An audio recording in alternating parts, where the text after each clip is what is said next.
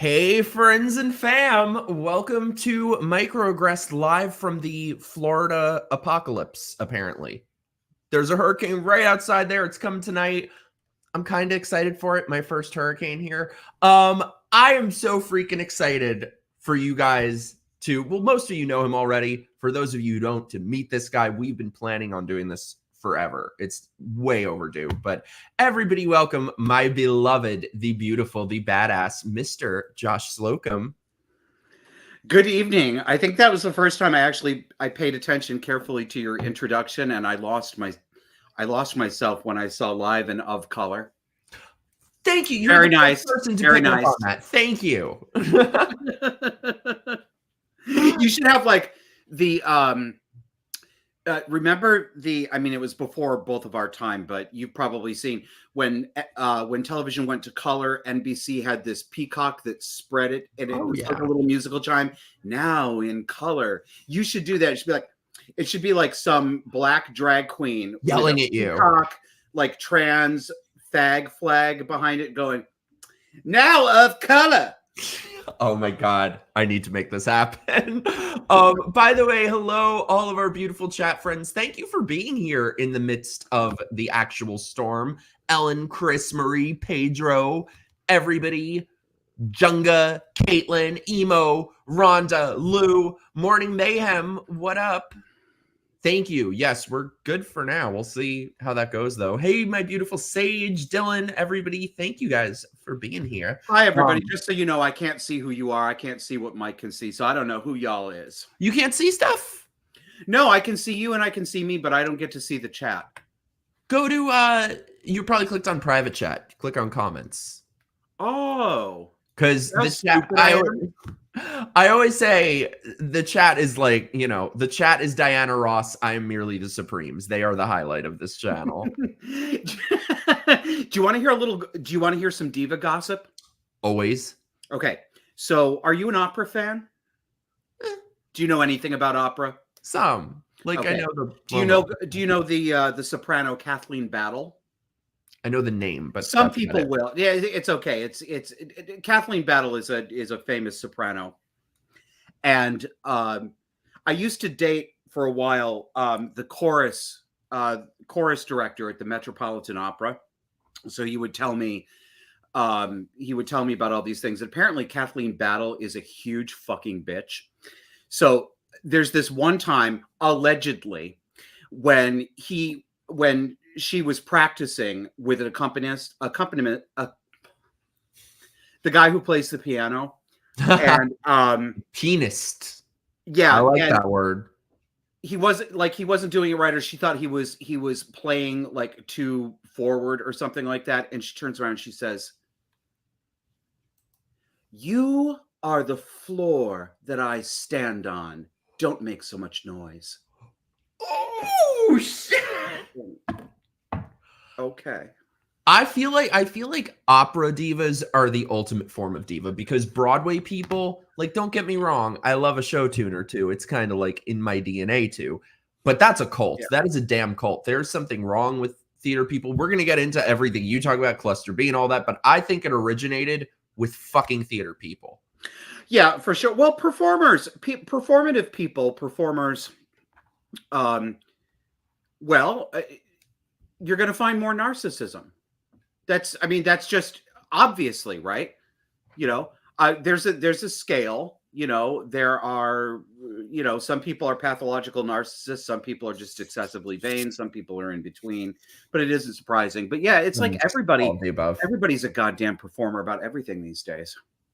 It's true. And I think the worst part of it is now everybody, and I think it's gotten, I was talking about this with my friend the other day, I think it's gotten a lot worse in the last year or two than when I kind of started doing this, where as it felt like when I started, there were just a small handful of people who were kind of saying things and had podcasts and stuff. And now it's everybody with a dozen followers thinks they're an influencer. And the bad part about that is not just the narcissism, but everybody is now speaking as if they're a publicist.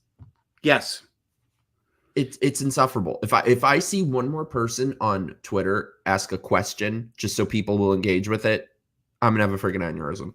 Well, just a minute ago before I came on here, I was just checking Twitter, And Nancy Mace, Representative Nancy Mace, Republican. Mhm. I mean, I like the way she votes. I've liked some of the things she said, but that woman is my age. She's got to be 50. And she's posting like a teenage girl on Twitter. She's like, she's got this big close up of her face with her cat next to her. And she's like, I guess I shouldn't have posted this because, like, it'll only feed your obsession, Kevin McCarthy. But, like, I haven't talked about you for months, okay? What the, bitch, are you 15? There's something wrong, dude. So we're gonna get we don't have way into any this, adults anymore. No. Any adults. Nobody's an adult. We're gonna get plenty into this. Like, I'm always saying there's something wrong with the gays, but I think we also got to talk about there's something wrong with white chicks. The white chicks are not okay. No. Well, I don't know. Have you met black women lately? That's true too. I have to say though, unpopular opinion. We've got female trouble coming everywhere, honey. Unpopular opinion. I enjoy black women in the movie theater. Because I am that black woman. So it's like seeing my people. Hello. Yeah, I'm at the movies. Not like that. Shakespeare in love. I like when they have like their little discussion groups when it's related to the movie. Okay. Got it. That's true though. That's true though. Nobody talks about the black women side of it. Hey Esteban, I'm glad you're okay. Hey Giorgio. I was going to say before, if anyone feels so inclined, help me be a better grifter. Send in your super chats. Subscribe to my pay locals. that man his money. Okay, I'm not talking to any of you. I'm not acknowledging any of you unless you pay cash money.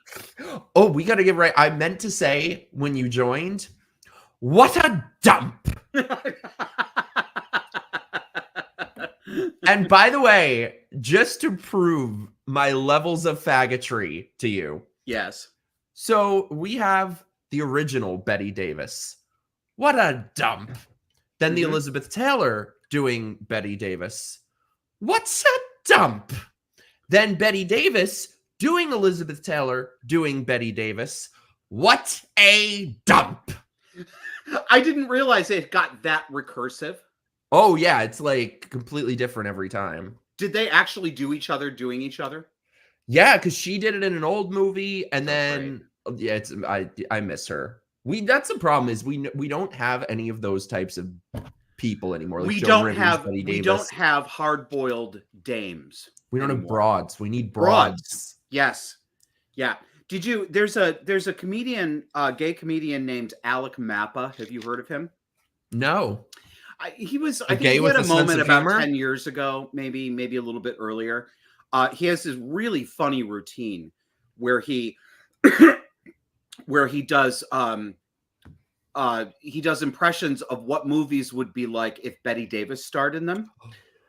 So, like modern movies. So he does. I'll see if I can do it. I can't do it as well as Alec does, but my favorite one is where I think he did Betty Davis in Silence of the Lambs. So, I should have gotten my cigarettes for this. Would you fuck me? I'd fuck me. I'd fuck me so hot. And this is why I love my show so much. Where else are you guys going to see this shit? Oh, that was amazing. Let me hit up. Thank you so much, chat. Let me hit up our super chat. Snafu, you're the greatest. It's super windy out. Are you in Florida, Georgia, somewhere? Hope you all are safe. We're in Orlando, so I've heard conflicting things. I've heard we'll be fine. I've heard this is the end of civilization, so we'll find out. It'll be an experience. By tomorrow, you're gonna be flopping around like that that fancy man in the Wizard of Oz. It's a twister. It's a twister. Yeah, I told my friend, I'm like, we might be seeing Wicked sooner than you think. This just reminded me, by the way. Hey, George, I know you meant Susan Sarandon, but you wrote Suzanne, and it made me think of something. This is totally random. At some point tonight, I need to show you this. Have you ever seen, and I loved her, so no disrespect. Have you ever seen Suzanne Summers one-woman show that she did No, on was Broadway. it good? Was it good? No. No. Oh dear. I have to show you. It's Oh dear. indescribable. I liked in her words. too. I loved her, and she was based too. Was she? Yeah, she was a big conservative. Oh, that's good to know. Yeah, Caitlin is proudly representing the broad community.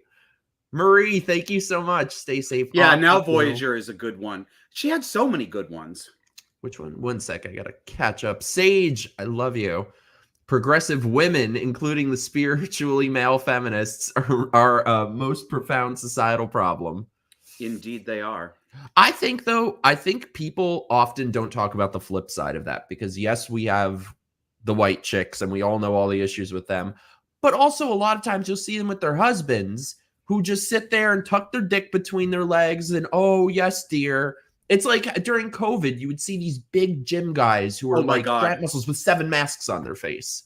Okay, Mike, this has been a real, this is one of the things I wasn't expecting to learn and experience. The last 4 years to 8 years for me have been just chock full of those. But I'm still surprised.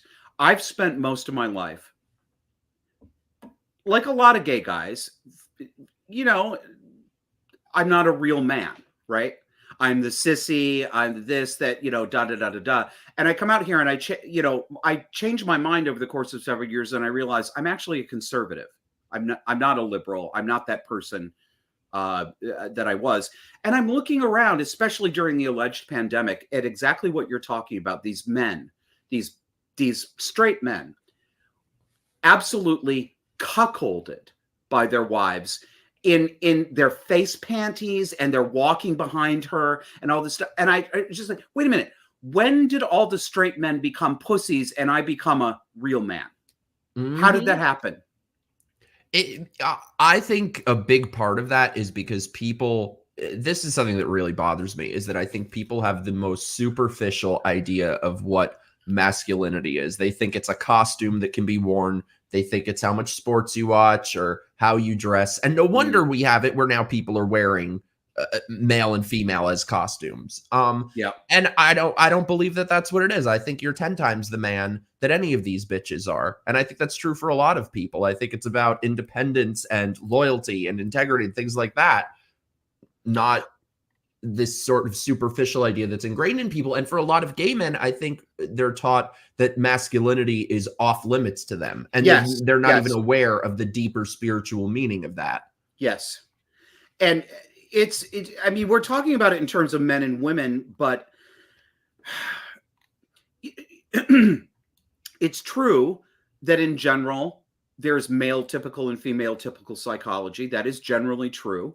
There are outliers. I'm one of them.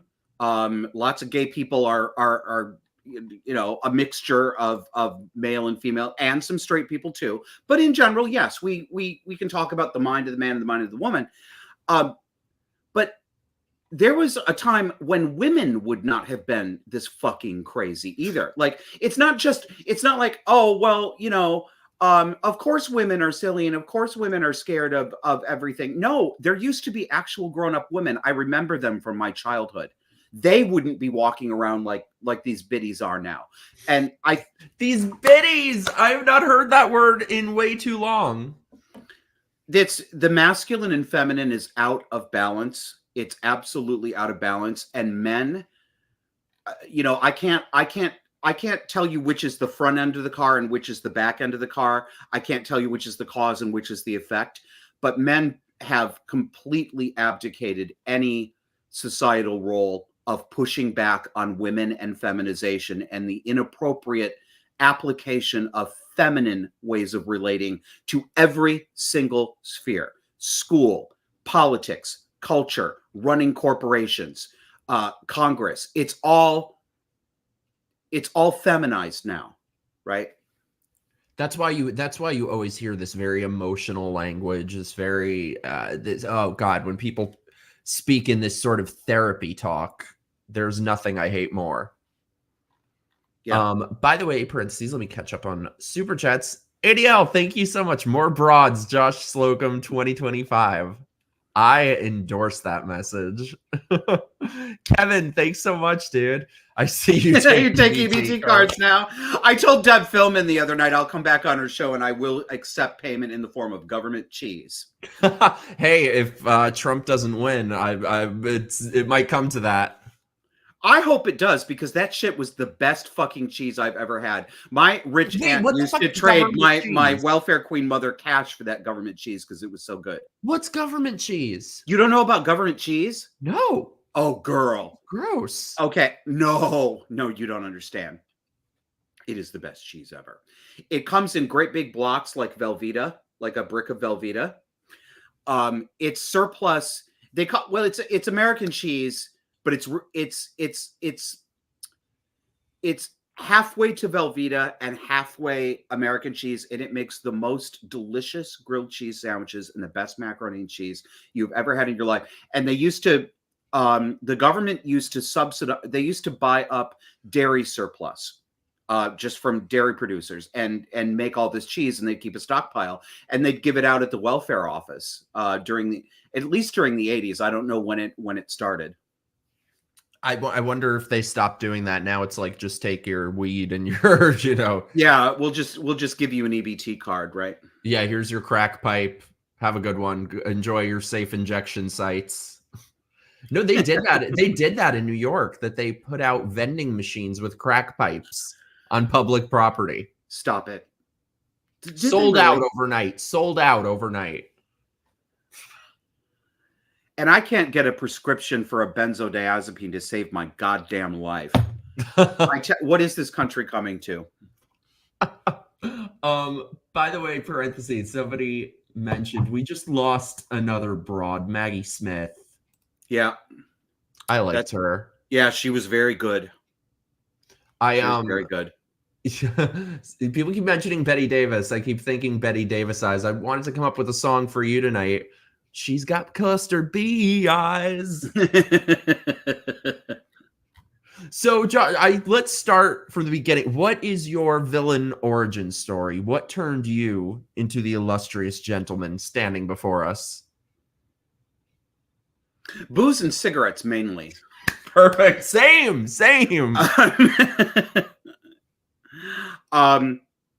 Well, this is kind of, I don't know who all is watching this, but, I'm a former liberal. I'm a former wokeist. I'm a former male feminist.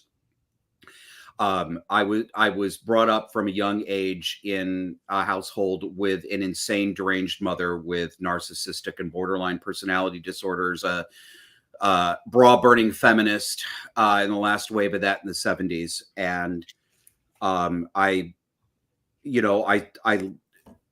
I lived my life and made my friendships and worked in liberal circles. And I did not wake up to the way I think I see the world more clearly now than I ever did at any other point. But I had a crisis in 2016 with my mother, who was living in a house that I owned. And her personality disorder and her abusive nature reasserted itself so severely that I kicked her out of my life. I sued her to get her out of my house in eviction court. It was very dramatic, but that was the first time I had come face to face with the fact that my mother was, in fact, a bad person. It wasn't that she was misguided. It wasn't that we disagreed. She's an abusive bitch, and she always has been. And she has a personality disorder. She's not mentally stable. And very quickly after realizing what personality disorders were and how they explained the abusive childhood that I grew up in and that millions of children have grown up in, I began to notice that these cluster B personality disorders, borderline, narcissism, psychopathy, histrionic personality disorder, the cluster B personality disorders were everywhere on the left. I was swimming in this. These were my friends. These were my politicians. These were my cultural entertainment figures. I had created an adult world for myself that was full of facsimiles of the kind of deranged psychology that I grew up with. And I wasn't looking for it. I didn't expect it. I would have kicked and screamed if you told me beforehand that it was going to happen in the future.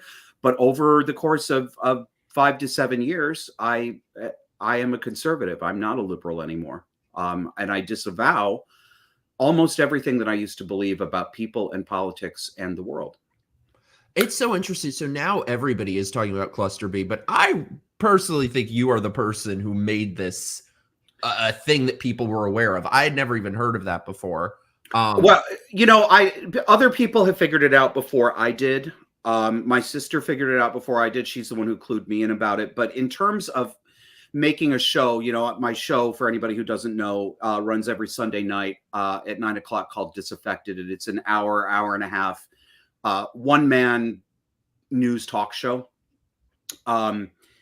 And the show is about the fact that we are living in a cluster B world, that it's narcissistic abuse, and that we're living in a scaled up version of what we used to think of as only domestic and private abuse that has exploded into the public sphere. So certainly I don't think anyone else has made a show that had that as its front facing thesis and topic of conversation. But I have noticed, it's been 3.5 years now. I have noticed that a lot more people are talking about cluster B, and I'm glad about that. And we're getting a lot of people saying how much you've helped them in speaking so openly about everything that you do. What did I want to? Yeah, I wanted to mention. So for people who aren't familiar, can you explain what cluster B is? So we're talking about something called personality disorders. I'm going to define those first.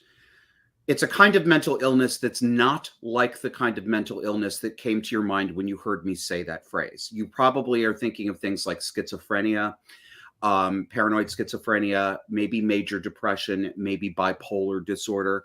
It's not like those things. Personality disorders, another word for them is character disorders. We have medicalized these, but they're not actually medical questions. They're moral questions. It's about moral character. The cluster B, there are 3 clusters, A, B, and C. I'm concerned with B. They're the erratic and dramatic personality disorders. They are narcissistic personality, borderline personality, which is the emotionally unstable, clingy ex-girlfriend, stalker, afraid of abandonment, really volatile. Histrionic personality disorder, where people are just screamingly over the top 24 hours a day emotionally. And antisocial, which is another word for sociopathy or psychopathy. So what binds these disorders together is the core of them is they're very damaged people. They usually come by these disorders because they have been abused and mistreated in their childhood. So these are largely trauma based. There is, of course, some genetic contribution. There's no consensus on how much of each. But what binds them together is an incredible narcissism and either compromised or completely absent empathy for other people. So it should be easy to see how this describes the Democrats, for example. So do people, given that it's a moral issue, are they able to recognize this in themselves and get help? Do they medicate people for this? Mostly no. This is why they're not like the other mental illnesses, because they're not actually, it's not an organic illness. I mean, yeah, there have been some studies out there that say, well, people with borderline or people with narcissism may have a smaller or bigger amygdala. Yes, I get it. All true, fine, right? But these are disorders that start happening in late childhood and adolescence, and they concretize in early adulthood. The problem with them is,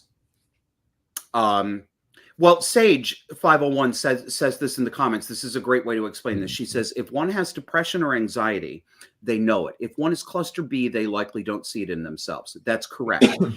The concept here, there's a concept called ego syntonic and ego dystonic. I'll illustrate this for you. Ego syntonic means a part of you or a way that you feel feels like a natural part of you. It doesn't feel like a problem or a mistake. It's not a problem for you. So Ego dystonic means that whatever mental state you're in, you feel is foreign. You feel like it's an illness that's impinging on you. So an example of this would be if you have a friend who falls into cycles of depression. The depression, she experiences that as ego dystonic. It is unpleasant. She wants to get it out of her. She wants to fix it. She realizes that something is wrong, that this depressive state is not a normal frame of mind. The cluster Bs, on the other hand, are largely ego syntonic, meaning they don't perceive their behavior and their wild emotions as abnormal. They think it is normal. They don't think there's anything wrong with them, so they blame other people. It's very, very difficult with most of the cluster Bs to get them to take any personal responsibility for themselves. So the rate of curing a cluster B personality disorder is extremely poor. I think I was always under the impression that a narcissist is just somebody who's kind of self-absorbed or selfish. And then, you know, experiencing what a true narcissist, what a true cluster B person is, it's beyond. It's different. There's almost all of the traits. I'm sorry, I'm looking at chat too. Morning Mayhem. Yes, this is the sort of stuff I cover every week. So yeah, you will get that on the show if you watch. And his links are below, so everybody should subscribe. He covers all this and so much more. I lost my train of thought. I'm sorry. What were we saying? So did I. My ADHD brain was like in two different places. Yeah. Let me see what. So in terms of cluster B, my belief about the world is that the percentage, the rate, the number of people who have cluster B, not the absolute number, but the percentage of the population that has cluster B has exploded, at least over the past 50 years. So we do have a higher percentage, a higher per capita rate of fully personality disordered people. But it's not a majority, but it only takes a minority of them to put us all into a cluster B dynamic. And that's what this country is in. We are in an abusive cluster B relationship with the media and the government.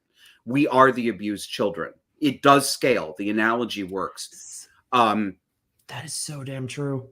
So, but almost all of the negative emotions and negative behaviors that happen in cluster B are not personality disorder traits. They're human being traits, meaning almost all of us have done some or all of them at some point in our lives. We can all do projection. We can all blame other people for things that are our own fault. We can all have a bad time. We all have a level of narcissism, right? There is a healthy level of narcissism. If we had no narcissism at all, we would not actually feel a sense of self and we would not be motivated to eat to survive, right? So these things go on a scale, and people can have a heavy helping of traits and not qualify for personality disorder, but they can still have problems in some areas. But once you get to the point where you can look at somebody and say that's a personality disorder, it's really quite severe. I just want to hit up our super chats. Thank you so much, Gramorai. Sorry, I'm very blind. Please accept my white hetero reparations from land stolen from the Tuscarora indigenous Americans. I accept your reparations. We're Pocahontas now. Thank you so much. ADL, oh my God. Yes. I'm curious if you've watched The Sopranos. The borderline mother plays a significant role, at least in the first season. It's so funny. I did a rewatch somewhat recently, and I hadn't seen it since it originally aired. And I think I actually texted you, Josh, while I was watching it. And I was like, you did. Holy shit, Tony's mother is everything you describe. It's everything you talk about. Yeah, I haven't actually watched the show, but dozens and dozens of people have pointed out that character is a good representation of BPD and narcissism. Oh, you have to watch it. It's so good. It's so good.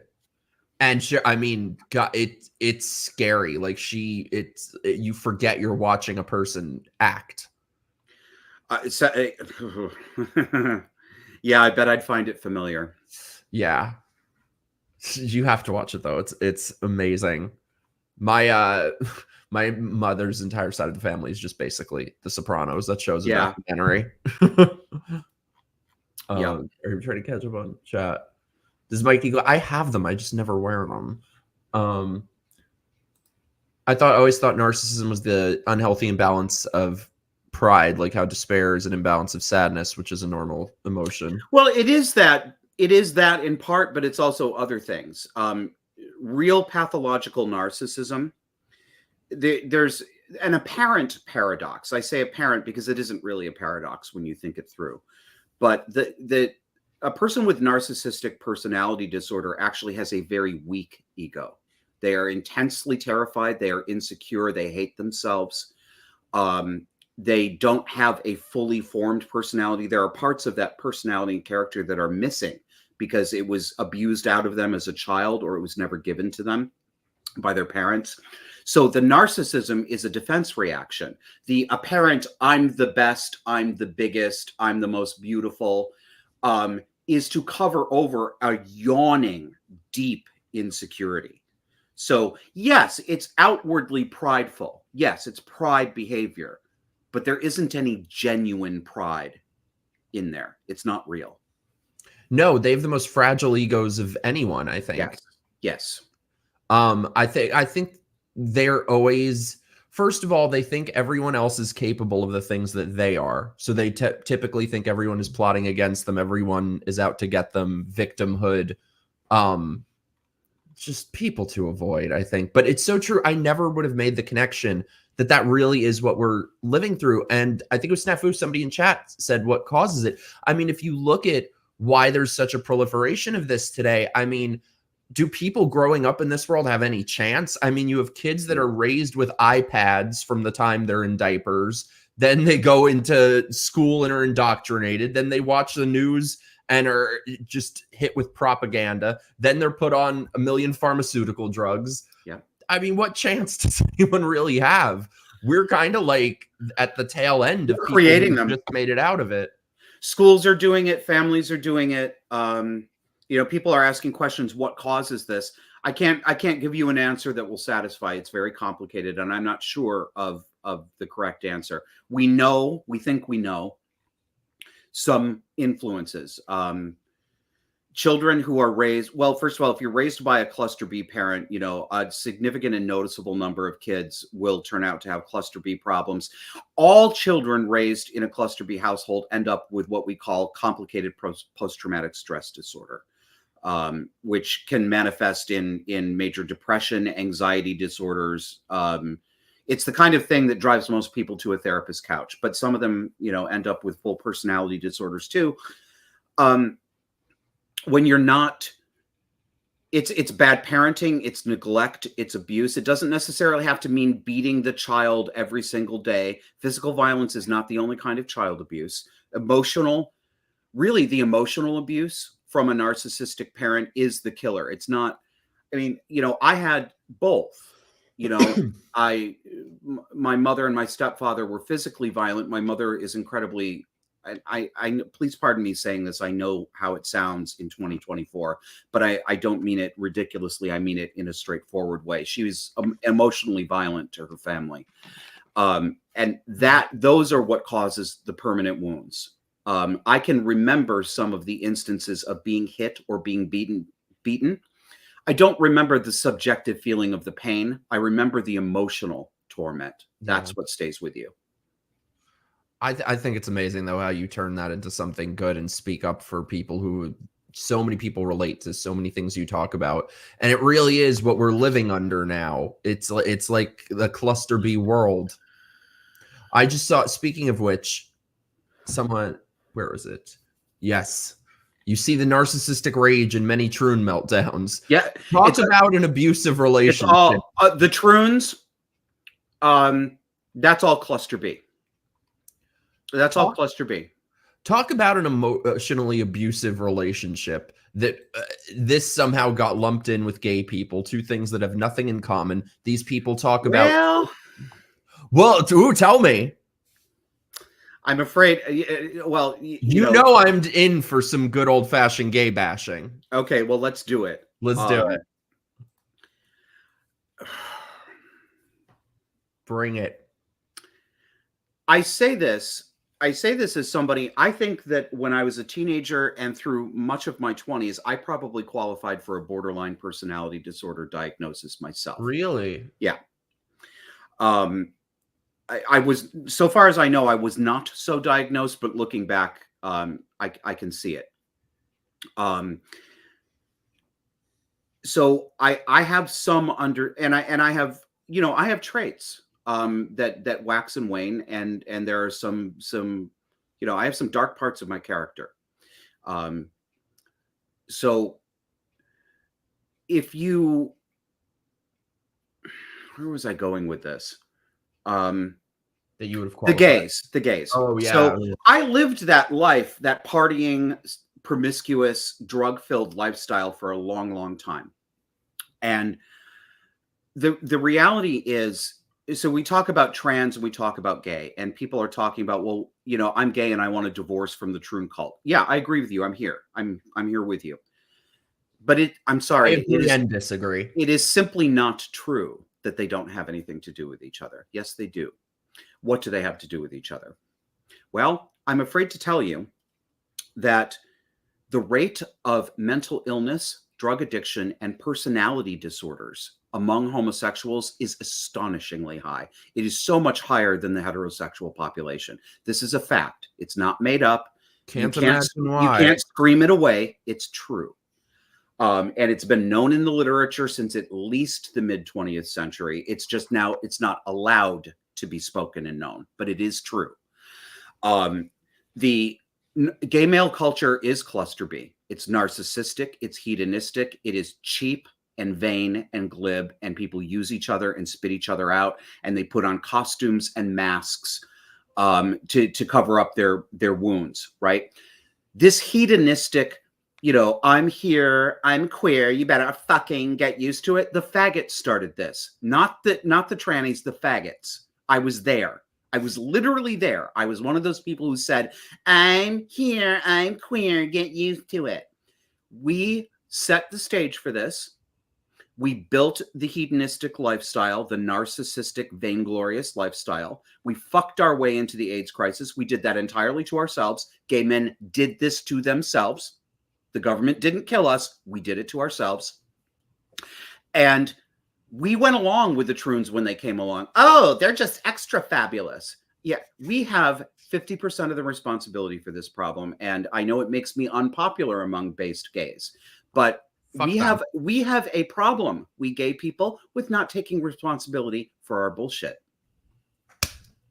I wish there was a studio audience to cheer for you. Thank you. We were talking earlier today on the phone, and I'm like, God, I'm so happy I'm not insane. It's so amazing to hear somebody else verbalize. It's not you. We all know it, Michael. We all know it. I had a conversation with my therapist. I've been in therapy for about 6 years. Same guy.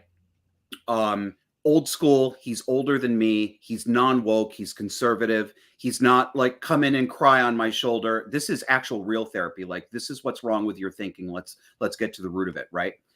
I don't go to him to feel better in the moment. It's not like what people think therapy is today. But I talked to him about this several years ago. And I said Mike, I'd love to know what your experience is of this when I get done telling this. In my life, of all the gay men that I have known well enough to know anything about their background and their family and their childhood, I can only think of a couple, like 2 people in my entire life, gay men, who did not have a borderline or narcissist mother and or an absent or violent or emasculated father. So the emotionally enmeshed mother and the distant father the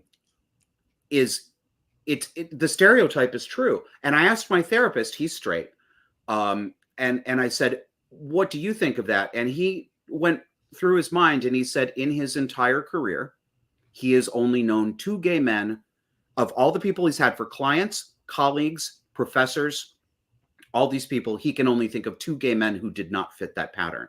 he basically said it is an open secret in mental health. We all know this is true. There is a strong correlation with homosexuality and having a cluster B upbringing.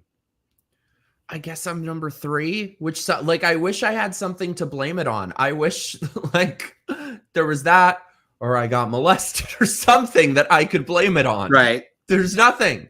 What I think happened is that without my knowledge, something like Freaky Friday happened to me along the way, and I switched places with a gay.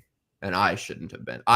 Well, but let me ask you though. I mean, looking outside yourself among the gay men you've known, have you noticed that correlation?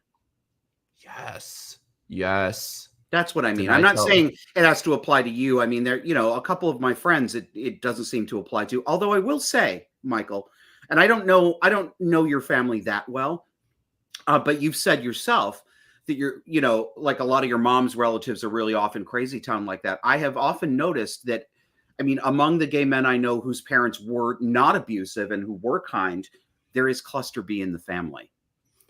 My family's more like fun crazy. Like just, I don't know, fun crazy. Sure. Let me get Free Shiz. Thank you so much, dude. Helpful to hear this. I'm an autistic gay man who has often found myself in relationships with guys with BPD.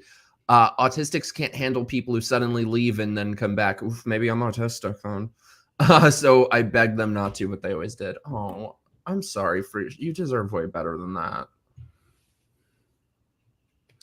Yeah, these people are horrible. There's something wrong with them. Like, I wonder if we agree. Yeah, it's called a personality disorder. We've so many things we need to come back to, but yeah, it bugs me a little bit when people say, when I'm talking about how I feel like gay men are uniquely terrible in a specific way, and I get that straight men can be terrible, and God knows women can be terrible, but gay men are just the worst of the worst. It's in a very specific way, and it's different in a way because nobody has ever told them otherwise. Nobody has ever told them that they're wrong. All the things you mentioned, mental health and drug addiction and all of those things.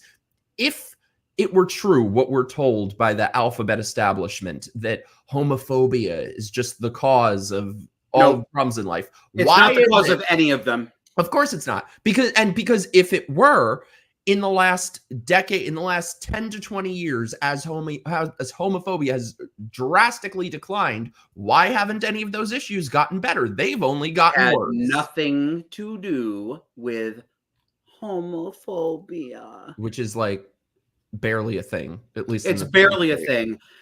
You know, I'm 50 years old, so I came out of the closet in 1986 or 87 when I was 12 or 13 years old, which was very unusual in the 80s. Wow. That was a young age. Yeah. So I got into it early. My condolences. And I remember when there was actual homophobia that could fuck your life up. You know, you could get fired from your job. It was more common in those days for guys to go around and beat up fags. But it was still not the hellscape that everybody claims that it was. It was not. This was not brutal third world conditions for most gay people. But I've lived long enough that I have not had an encounter that I could genuinely, outside of one very, very unusual exception about 10 years ago, I haven't experienced anything like homophobia in 25 or 30 years. Same. I have not been discriminated against. I haven't been mistreated. I have zero to complain about. And none of these faggots have anything to complain about either. No, it's insane. And with increased acceptance has come increased problems. I mean, these people have only gotten worse and worse and worse. They have been sold this lie of pride. They believe that pride means just be the worst you can be the most toxic, self-destructive person in the world, and that'll somehow make you happy. Well, look at it. I mean, look at what is being encouraged. Pride. Pride is a sin. Mm-hmm. Pride is one of the 7 deadly sins. Mm-hmm. Yeah, I mean, I'm sorry. You know, I've been an atheist agnostic all of my life. I'm now kind of looking for God. I have no answers. I don't believe I know anything about this. No, but I don't think you're saying it in a biblical way. I can't call myself, you know, I'm not a Christian, although I'm exploring it. But I do believe in sin and evil. And we are literally, this is the thing about cluster B, that cluster B is a moral inversion. It is a reversal. It is calling black white. It is calling daytime nighttime. It is calling ugly beautiful, and vice versa. Doesn't that sound familiar? Right? Isn't that our whole world right now of reversals? We have 500-pound ham beasts in clown makeup, literally 500-pound ham beasts in clown makeup, calling themselves beautiful women in beauty pageants. We are calling ugly beautiful. Now we are calling pride beautiful. It's actually a sin. That moral reversal is what characterizes cluster B. Mm-hmm. And then we wonder why so many of them are sick in the head and live lonely, miserable lives. And I really feel sorry for the gay people who are kind of the leftovers of that. Because, like, especially today, I was ranting about fucking gay people on Twitter, and all of these people were saying, "Oh, I've given up on dating. I don't want to meet someone. I don't try." And that's just so sad to me. That's my life. I'm single by choice. I'm single by not choice. I'm single by how horrible the rest of them are. So I guess that's kind of choice. Like, the numbers are against us, you know? Oh, I know. We were talking about against us. And God, I know that this is, I was telling you this before, I know that this is not like the biggest problem in the world by any means. However, it bugs me that just the numbers alone, gay people are such a minuscule minority of the population.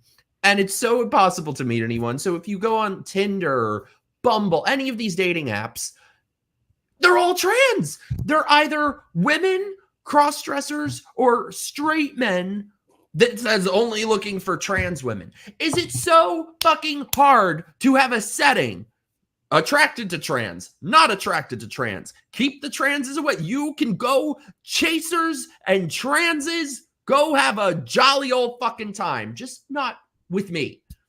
But it's forced on you. And it's like, I can't even find, I could swipe and swipe and swipe. I can't even find an actual man.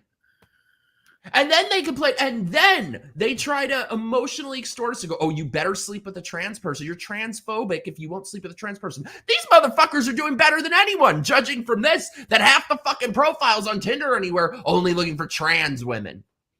Huh. Well, bitches. I don't know who, I mean, I'm sorry. I could be really, really wrong here because I'm disconnected from this. I've never actually used a dating app in my entire life. I've never had a profile. I'm banned from half of them. It was before my time. In my day, you answered the personals in the back of the alternative weekly paper, the sex personals. That's how you met. That's how you hooked up. Oh, that was for the sex? I thought those were like dates. So that's like old school Grinder.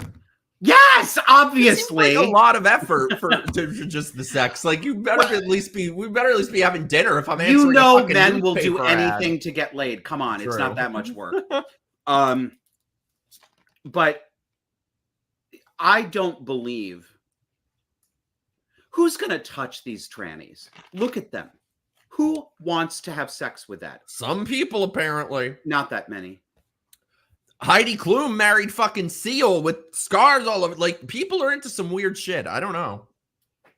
I suppose so. Apparently, no. I'm with you. Like, get your own fucking apps.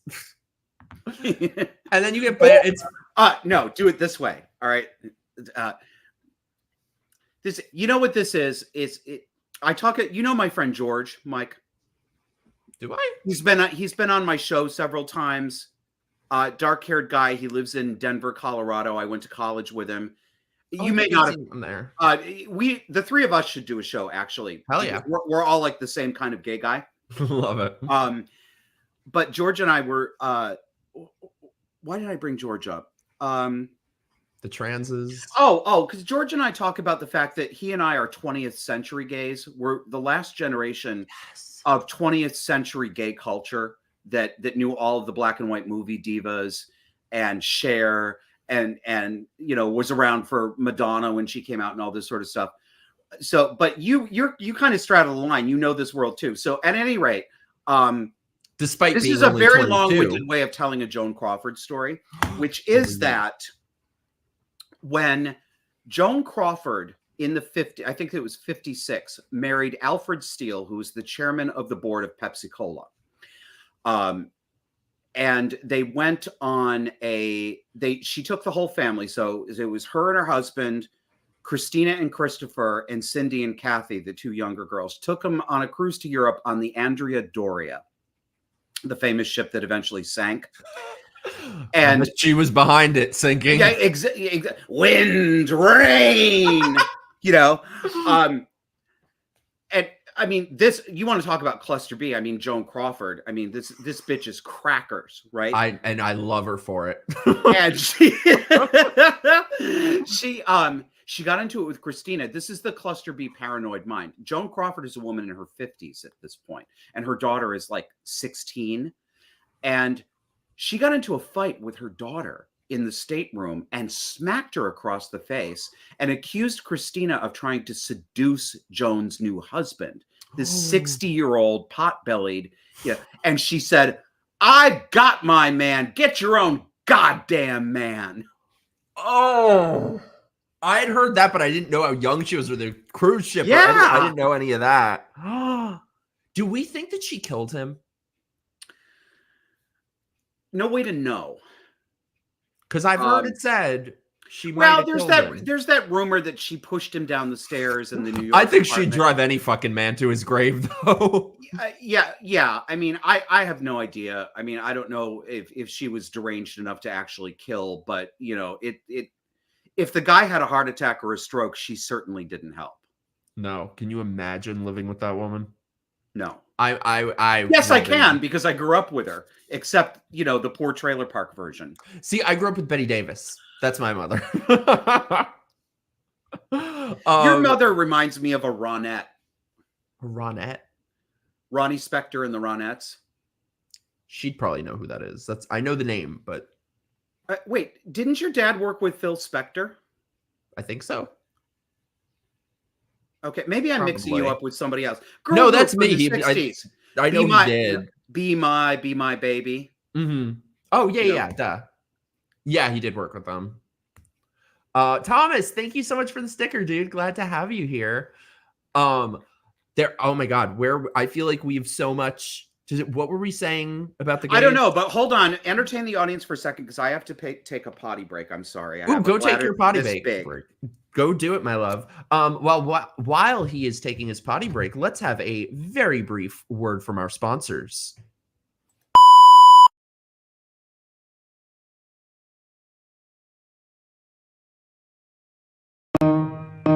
It's time for my grifting. Give me all your money.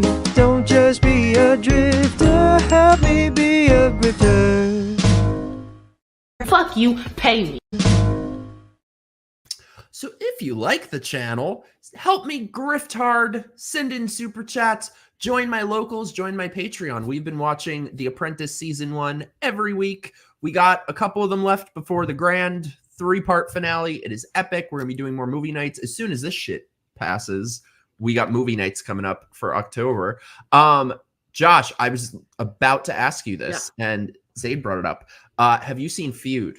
I'm interested to know your thoughts. I've seen it at least 9 or 10 times. Me too. It is, for my money, I mean, obviously it satisfies that itch. It's Betty Davis and Joan Crawford, and there is nothing in pop culture I find more interesting than that. Same. I have been obsessed with Joan Crawford since I was a kid. I mean, I snuck watching Mommy Dearest with my sister on HBO when my mother wasn't around.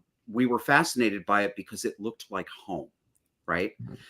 But you know, Mommy Dearest is a huge gay camp classic, and yes, it's because so many gay men have mothers like this, even though most of them won't admit it. But the Feud, Betty and Joan, that series on FX from 2017, for my money, is some of the highest quality television that has been put on in 20 or 25 years. So good. It's not only is it well done, it's got enough budget, the sets, the clothes, everything looks right and sounds right. But it really does those two women justice. Mm-hmm. In a way that most other things don't. Crawford was a monster to her children. She was a child abuser. No forgiveness for that. However, if you want to understand people and you can step outside of it and look back, there you can understand how she came to be the way she was and what demons she was fighting. It doesn't excuse her behavior to her children, but it is explainable. You know, she came from dirt poverty in San Antonio, Texas at the turn of the 20th century. Her mother was a slattern and a layabout. And it's likely that Crawford was abused, but it's also likely that she was pimped to her own stepfather at about 11 or 12. Yeah. So she was, you know, she came by her crazy, honestly. But that series, I think really portrays the genuine human emotional complications in those women's head. I think it's very, very well done. Yeah, that show is amazing. For some reason, too, it's just endlessly rewatchable. The performances are fucking amazing. I was arguing about this with my friend the other day. Jessica Lange over Meryl Streep. You know, it's funny because I was on somebody else's show the other day. We did a screening of Mommy Dearest, which of course is the famous 1980 movie based on Christina Crawford's tell-all memoir called Mommy Dearest. And Faye Dunaway plays Joan Crawford. And she deserved an Oscar. She did deserve an Oscar. She got panned for that, and it was not fair because people said it was histrionic and over the top. And I'm sorry, I lived that world. That's not over the top. That is what these women are like. I believe everything Christina said about her mother. Because I've been there. Faye Dunaway's portrayal of Joan Crawford was so uncannily like Joan Crawford that, I mean, the look is, sometimes it's hard to tell a picture of the two people apart, right? So it was a ghost-like, uncanny impersonation. Jessica Lange did not look like Crawford to the degree that Faye Dunaway did. But her performance sold me. She channeled that woman. That seemed now. Very authentic to me. It's so good. It's so good. And I was just going to say, it pains me to say anything positive about a Ryan Murphy project. However, it was really I can good. separate the art from the artist, and he's done a couple good shows. And you know, crazy bitch that she is, Susan Sarandon is a great actress, and there was nobody else who could have played Betty Davis. I have been waiting for Susan Sarandon to play Betty Davis for 30 years. Perfect casting choice. And by the way, to show you what I mean when I say my mother was fun crazy. Yeah. We would watch Mommy Dearest together when I was a little kid and laugh hysterically, and then she would chase me around the house with wire hangers after.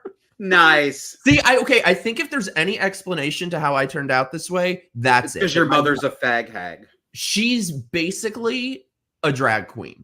Like, I think she wore one too many sequins and sang one too many show tunes, and that did it.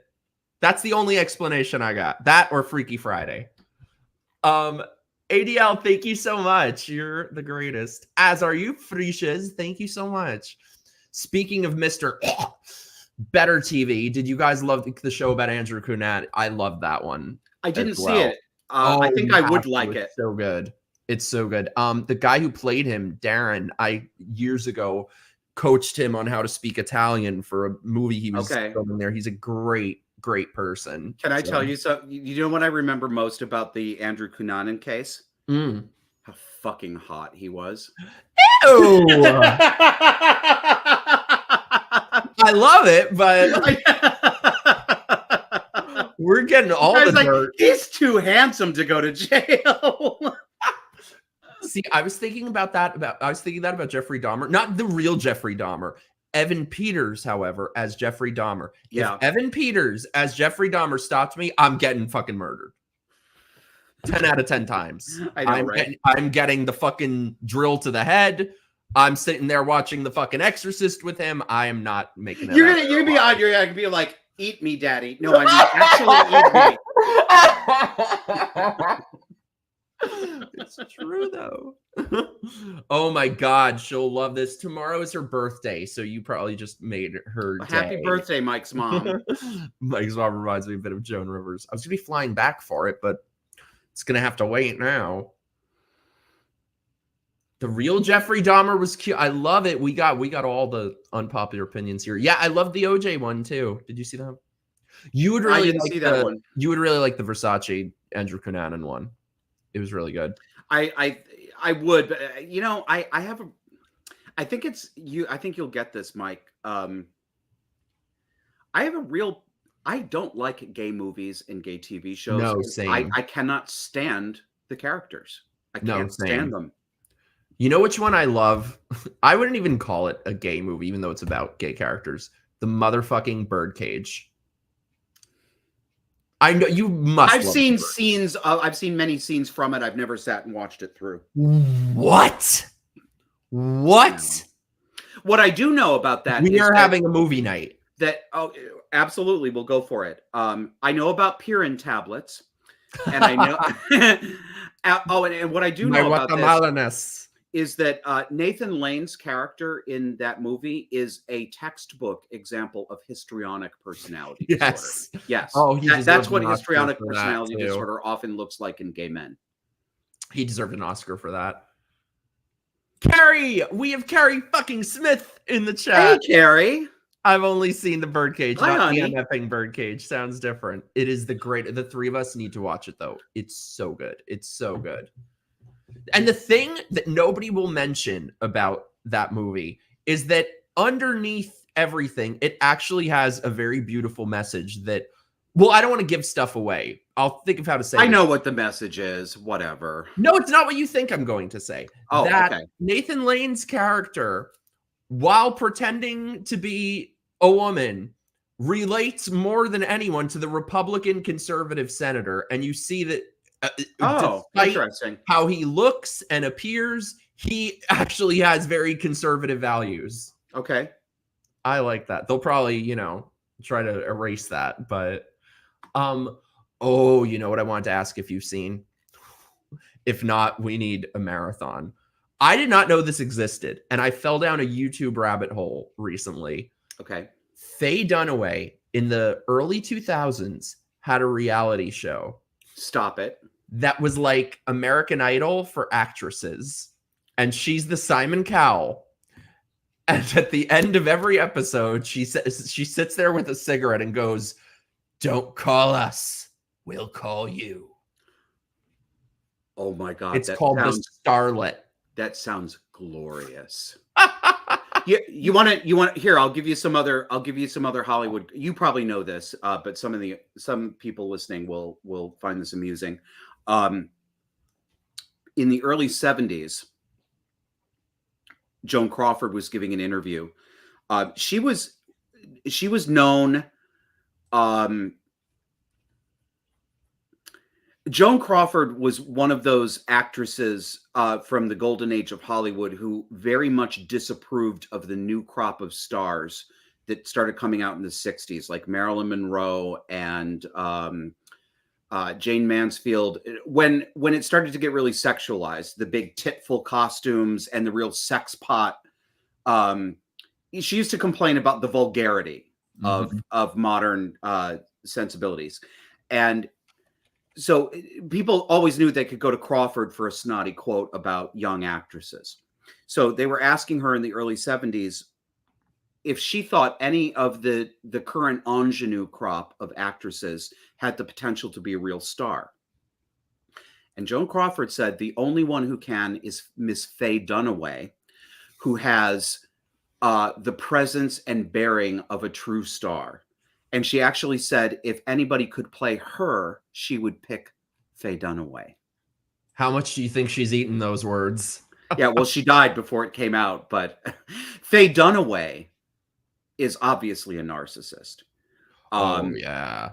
And another one who's out of her tree. She's and out of her fucking gourd. And I love her. There was no way she could have played Crawford the way she did if that didn't come from something authentic in her life.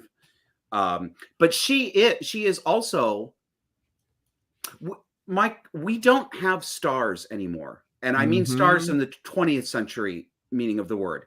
Betty Davis, Olivia de Havilland, Errol Flynn, Joan Crawford, any of those people. We don't have Michael Jacksons. We don't have Whitney Houstons. We do not have Madonnas. We don't have Chers.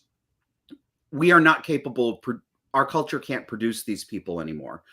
And there's, of course it's fake, and of course it's all the Hollywood dream, and there's a really dark, seamy side to it. But for entertainment value, Faye Dunaway actually is a movie star, right? She has that.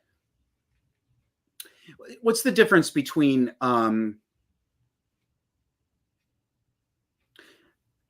one of the only movie stars we have left is Tom Cruise. I was going to say. What I mean by movie star is you go to see that actor. Mm-hmm. And you know you're going to get that actor regardless of who the character is. So being a movie star is a different thing from being a character actor. Betty Davis was more of a character actor. She was the much more talented of that. She was our movie star. Right? But Joan Crawford was a movie star. Right? She had that presence. We don't have that anymore. No, I'm trying to think of anyone in music, film, there's nothing. And I feel like it's compounded by the fact that we're really living in an era that's just devoid of any cultural identity. You can look at the 90s, the 80s, the 2000s, 70s, any other decade, and know immediately what's 80s fashion, what's 90s music, what's 70s cinema. Yep. What is it of the 2010s? What is it of the 2020s? There's no pattern. It's a mixed up hodgepodge of whatever people decide to throw out in front of the camera or throw onto their body on any given day. Yeah. Also, where? Yeah, Taylor Swift. That's not a star. I was thinking about it. I'm like, she's a boring midwit white girl. I saw a video of her the other day, some clip that someone posted of like this great friend of hers ran into her. And so the girl runs up to Taylor Swift to hug her, and Taylor Swift goes like this. Of course. Away. I realized what I find off. She has SSR eyes. That's what she's got. Not Betty Davis eyes. She has SSR eyes. Oh my God, I love this. Carrie said, I had a friend who worked with Faye Dunaway on a film, said she was a nightmare. Oh, I love it. I'd be disappointed if she wasn't. Esteban, I'm already having power issues. I'm still safe at home. I will watch as long as I can. No, fuck that. Don't worry about watching. Like, be safe. I love you. I guess I should mention, if for any reason the stream cuts out early, hopefully that won't happen, but yeah, call me if you're not dead. Snap Boom, thank you so much, dude. Dick Van Dyke is still alive. That's true, but he's not like really active. Also, I love and respect everything that he's done. He's a goddamn socialist. Sadly, yes. Almost all of them are. Almost all of them. You don't see him giving up his money though. Lime Lady, I love you. I hope you're safe. Frishas, thank you so much, dude. Very gay opinion. I don't find Faye's performance to be over the top at all. No, it's not. It's amazing. It's operatic more than theatrical, but it's still organic. She was amazing in that movie. Yep. Taylor Swift is auto-tuned pumpkin spice. She's an ambulatory Ugg boot. You know who really bugs me? Have you seen this little Pop-Tart, Sabrina Carpenter? That name is familiar. This chick gives me the damn heebie-jeebies. She comes across like she's not a person. She just seems like AI. I don't know why. I don't know how to explain it. Something about her I just find so profoundly creepy. Okay. And you probably know her if you saw her. Also, what does she do? Is she an actress or something? No, she's like has shitty pop songs that are terrible, but stupid gays lose their shit for her because they have no one else. Oh, I found. Okay, wait. I found a clip of this. Let's see it. Let's see it. They got the full episodes on there too. If you want a funny, I have a suggestion too. But let's see what you see what you pull up here. That bitch is so crazy. Look at her. She's like every still of her is like her. She's like in Supergirl. Like I always wanted to do like a movie parody where it was like Faye Dunaway is Joan Crawford, is Supergirl, is blah blah blah. But I don't know if it could be fun.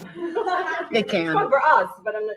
No, but the thing is that I'm always intrigued and talk to our brilliant executive producer, Jamie Kennedy, about this, who's a fantastic comedian, because there is a difference. Oh, is this like her giving an interview about it? Acting, you know, it's very, very different. And yet, you play the same action. And yet. You play it more. Maybe that's what's comedic. You know, maybe less is at stake. And yet I think that's just a interview about it where we gotta find her being nuts in it. Ooh, clip. Let me find.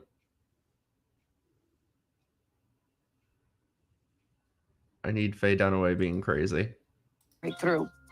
Yeah, but wait a minute. Hold on. Based on her work, I would really say she's got to go because she didn't even get any of those emotions. She was just on one note. She was angry the whole time. But what happened here, where she utterly broke down and she couldn't stop crying. Yeah. Right. That was almost as important as the scene. Do you know what I mean? Because now, what will happen to that has girl? this expression all day, every day.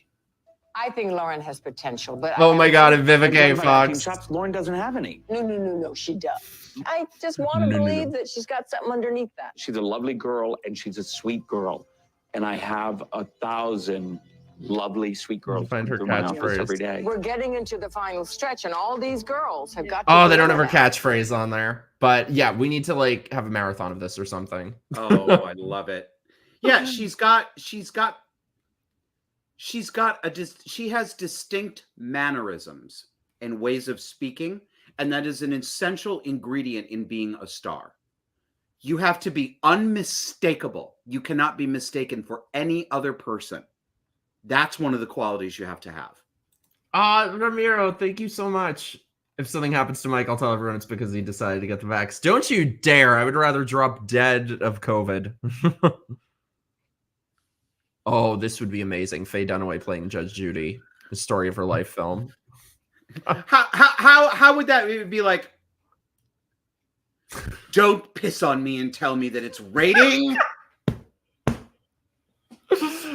You'd be screaming every line.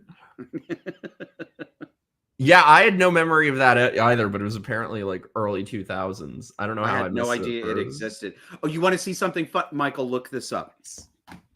Okay. I'll say it and I'll spell it. Devin Green, Deven. Wait, fuck, I'm blind. Deven. Deven. Devin Green. Faye Dunaway. Oh, Devin Green is a comedian who makes big fun of actresses. It should be like a 2-minute long little video with Faye Dunaway in it. Devin Green replaces the soundtrack with a voiceover. It's hysterical. Welcome to Gucci. Yes, that's it. Put the captions on too so that people can see what she's saying. It is so ridiculous. You, I, she. I'm going to scribble out the date on these black and white photos. Heck yeah. Pull over the car, pull over the car, pull over the car. I'm going to shit myself. My week says too late. Summer wool, overcast glasses, pay meter. Black feet, where's the pate? If one can sit properly, hand model. After overacting, I must advertise merchandise here. I think I've expired. Or live in a Gaussian filter. Leopard print hides in forehead. Makes no sense. Extra people in the world are walking by. I'll suck your marrow. We are today. I stole this. Stop. I fucking lady sack. Hollywood needs a restless chin. Heck yeah. Grind. Oh my Now, God. now. Pushy touch. That outfit. Here's some junk balls. You've got a brilliant career for a garbage person. Human faces don't move like that. This is what I get for acting like I tolerated you. Oh my God. That's amazing. Thomas, thank you so much, dude. Oh, please, Josh, tell me you have seen The Comeback. I have not. Oh, you have to. You will be obsessed with it. It's so good.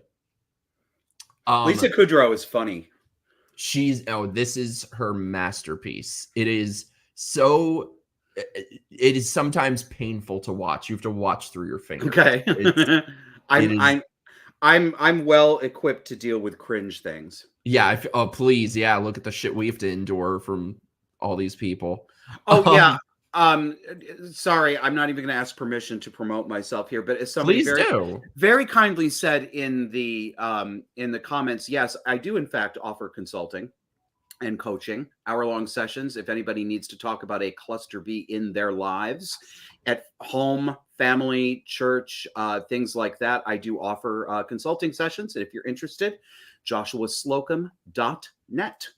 Thank you. Go do it. And also his YouTube and Twitter and stuff are below. I hate how my camera sometimes freeze frames me and I have friggin' crazy ass Faye Dunaway face. Frishas, thank you so much, dude. Look up Betty Davis complaining about Faye Dunaway. They had yes. Yes, they did a movie together about, I think it was about the religious kook Amy Semple McPherson. Oh yeah. And Betty Davis complained. Oh hey George, there's my friend George. Hey, this guy was just talking about you.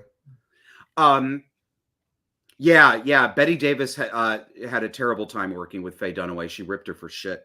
Oh, I could watch those talk show clips of Betty Davis a million times over. Oh, you know what?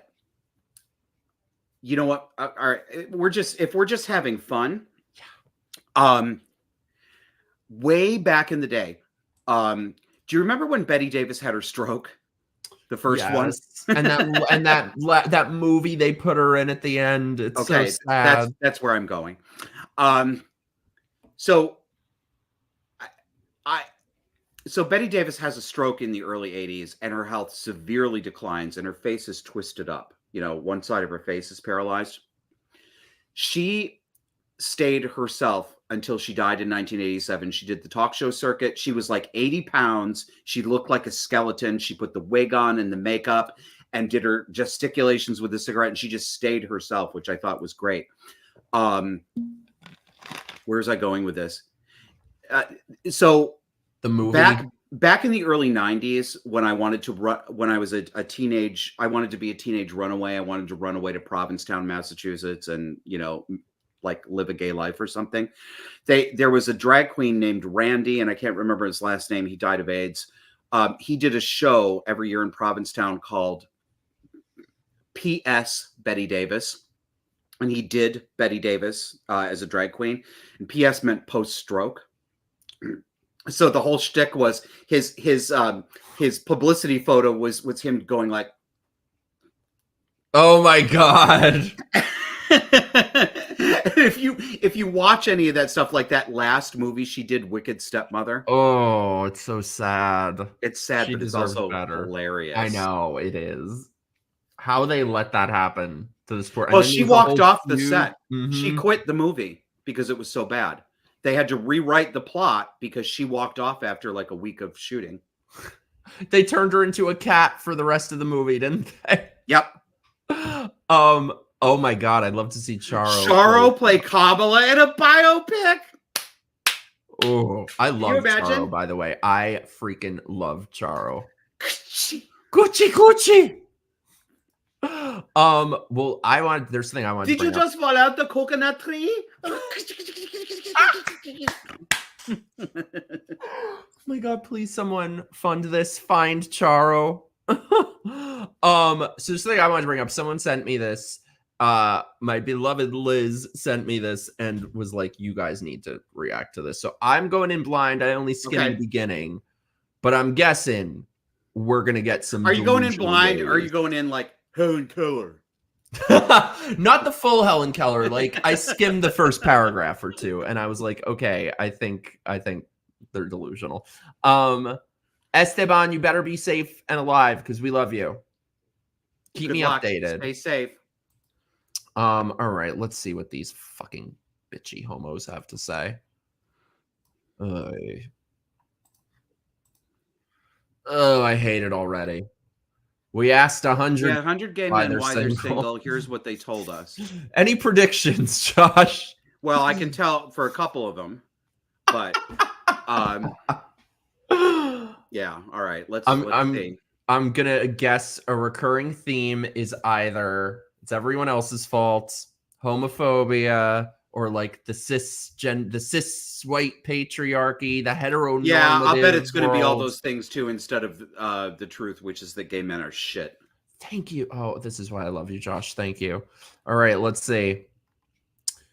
Do you get? Oh, great! They're gay New Yorkers. Do they choose to stay single, or does singledom simply happen to them? Let's see. 1. These are the reasons. You're still processing the trauma of being closeted. Get the fuck out of here. Every fucking time. Every goddamn time.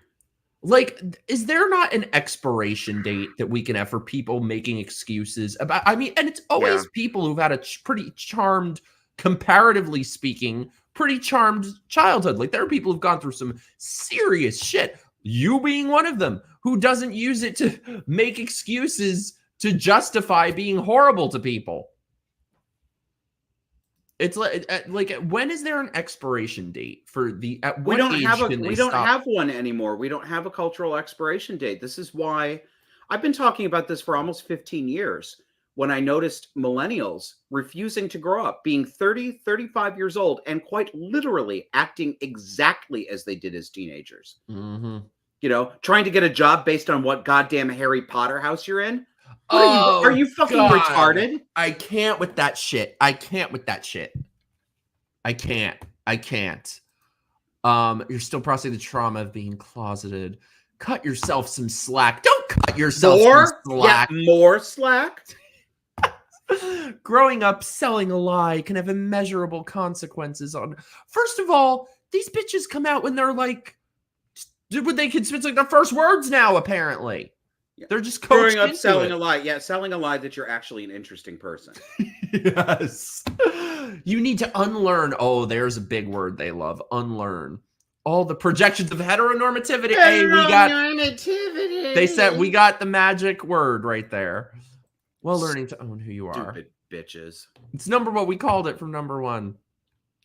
For Henrietta Cactus.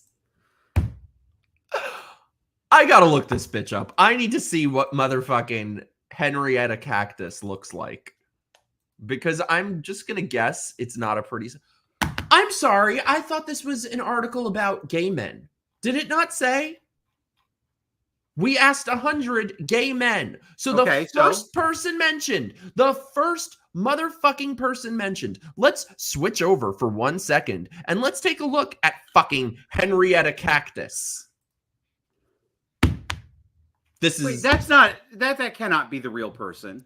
I don't know. Maybe this is like someone... Let me know, chat, if this is some person. As far as I'm concerned, this is Henrietta Cactus.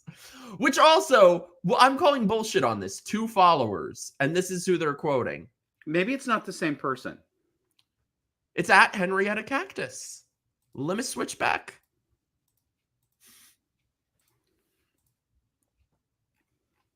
Henrietta fucking Cactus. George, thank you so much. Hi, Mike. Hi, Ugly. Don't you speak about my love like that. That's how we show our love for each other. Sounds like a non-binary. Ugh.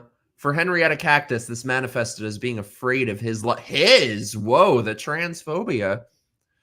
Growing up, blah, blah, blah. If I had any feelings at all for anyone, it must mean they're unavailable. Oh, shut up. Number 2, you just got out of a long-term relationship. Forever? Forever? I thought this was, why are these people single their whole lives? So you're always just out of... It doesn't make any sense. So we're 2 for 2 on excuses. It seems that the closet isn't the only space from which gay men need healing. Ugh. They will never talk about the one place that these bitches really need healing, from within. Yep. Sharing their lives with another gay person can also leave lasting... Diversity. Here we go. Diversity in sex is the spice of... Yeah, they're just hedonistic whores. By the way, at the so sometimes at the end of the show, I'll be like, if anyone is still watching, send us. So chat, remind me at the end of this show, whoever is still watching, tweet us hashtag hedonistic whores. That is the theme of this episode. Diversity is the spice of life. Some guys don't feel the need to be in a relationship because apps like Grindr and Sniffles. The fuck is Sniffles? Sniffles? Are you serious? They could. Is this seriously called fucking? They couldn't come up with a better title than Sniffles. The infantilization Why? of everything is so disgusting. Why is it called Sniffles? That sounds gross. Sounds like a place pedos would go. Open relationships are one way to enjoy. Open relationship. It's not a relationship. No. Or one way to enjoy multiple partners. Oh, there's many apparently. While still having the intimacy relationship. No, it is not. You are kidding yourself. But some people genuinely That's not it. intimacy. That's not intimacy. No, hedonistic whores. Oh, here we go. You don't fit conventional gay beauty standards. Oh, is that what they're calling the fatties today? No scrub. Wait, is this different? George. Okay, here's the thing. I feel like the other apps are very self-explanatory. The title is exactly what it sounds like. Grindr, Scruff. Right. It's like scruffy people, I would think. What the fuck is Sniffles?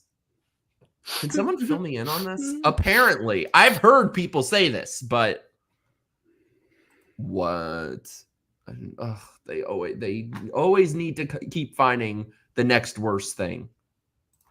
Right. What are their other excuses? You're fat. Oh, here we go. I'm single primarily because I'm not the conventionally go-to guy in the city. POC. Here we go. Racial stereotypes make dating unpleasant. Oh, fuck you, you liar. You're such a liar. Unfortunately, some negative dating experiences are only shouldered by marginalized bodies. Bodies. They love that word. They are always referring to people as bodies. That's another one of their little jargon words. They're safe. It's so true. No one wants a black bottom. Oh, what? Porn is truly ruined us with that BBC. Honey. I just got what he meant. No, that's not. I'm not going to say the things that I know, but I know some things about what these men do, and there is definitely a sexual market for a black bottom. Mm-hmm. Really? Oh yeah. Mm-hmm. How lovely. We can't deny the fact that the concept of BBC, this is really what come on. Talking about.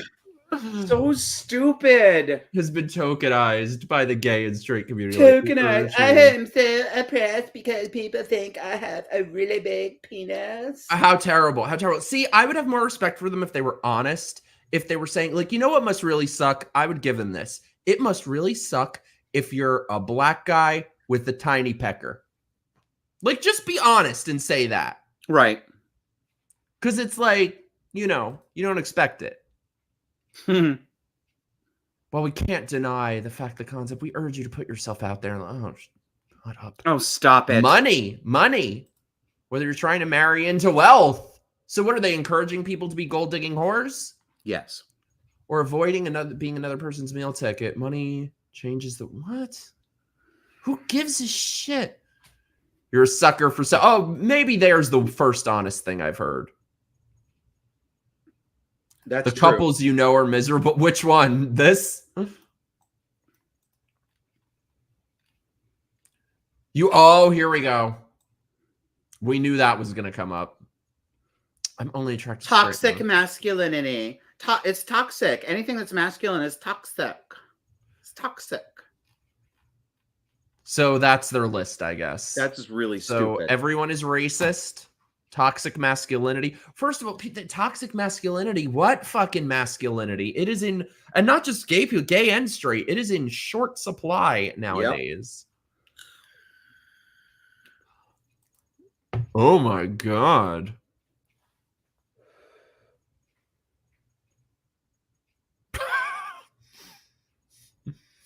Oh boy. It's an actual map. All right, what are we going to tear apart now? I can't with these people. I can't. So do you think anything will ever change with gay people? Will they ever, like, I don't know, find Jesus or something and be less terrible? No. And I'm afraid it's because I don't believe that's possible. Why is that? They're too far gone, or you think inherently? I do suspect inherently. Yes, I do. I'm not going to call homosexuality itself a mental illness, but I'm afraid that I cannot any longer pretend that I don't see that it travels hand in hand with mental illness so much of the time. Everybody insert your own not alls. If you are an exception, then I am not talking about you, I promise. We got all the exceptions in the chat. Okay. But no, I'm not going to say any more about this. No, I don't think. Say whatever you want. You're on here. Well, homosexuality is a hard life to live, and it has inbuilt problems that cannot be that can't simply be waved away by pretending that our relationships are the same as a heterosexual relationship. There are structural problems that happen when you get, George and I have talked about this many times. Also, by the way, thank you so much, George. More masculinity, please. The problem of the fact that gay men are almost never faithful to each other. And that is true. Almost none of them are faithful to each other. It's not just 20%, it's most of them. Is a consequence of the fact that all you're dealing with here is male sexuality. Straight men would do the kinds of things that gay men do if women would let them get away with it. Men have a male sex drive. We are horn dogs. Gay, straight, it doesn't matter. We are the sexually promiscuous sex. We are far more promiscuous than women are, men. And when you have a relationship where that's all there is, there's no moderating or tempering female pushback, you are going to get the problems that come from an oversexed relationship and an inability to control your sexual urges. That's just one example that I think of. Well, and that's why, as much as I cringe at these words, I think in theory, there could be a very wonderful place for some sort of gay community. Because if we're not going to be getting the civilizing influence from women, we have to get it from somewhere. And that could be a source of that. If there were standards that exist, because for men and women, and I get it. I get men suck and women suck. I get it. However, it might be in short supply today, but there are at least standards. These concepts are things that exist. Don't sleep with someone on a first date. Open the door. Respect women. Honor your man. These are things that exist. For gay men, there are no such concepts. There are no such standards. There is no even minimal expectation of the most baseline decency. Well, I'll give you a great example. Oh my God, I could give you 1,000 examples, but just one. And this was years and years ago, but it still bugs me. So I met this guy. We started talking at the grocery store, met in person. People say you should meet people in person. Met at the grocery store, started talking, exchanged numbers. We're texting for a couple days. We make plans to go to dinner.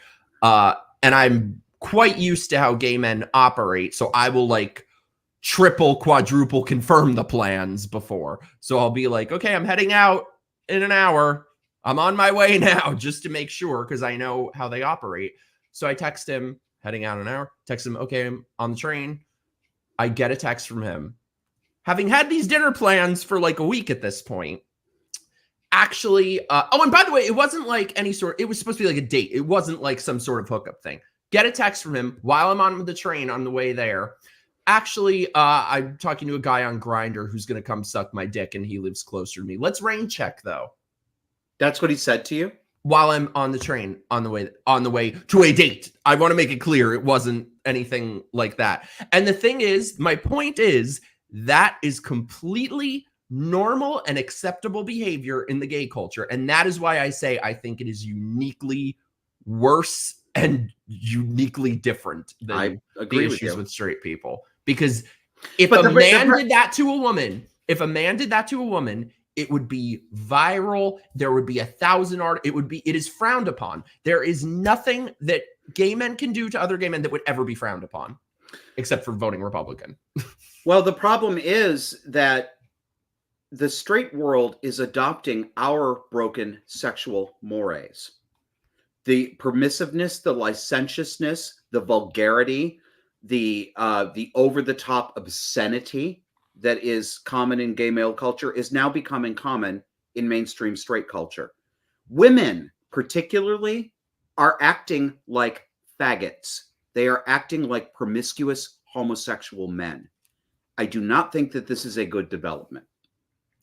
I love how you said that. That needs to be a GIF. I do not think this is a good development. It's so true. I've been saying that for so long. They are taking the worst, most toxic elements of the gay culture and exporting it to Yeah, the general public. you go, girl. I feel free. I'm liberated. It's no, there's nothing there's nothing to be done about it. I mean, look,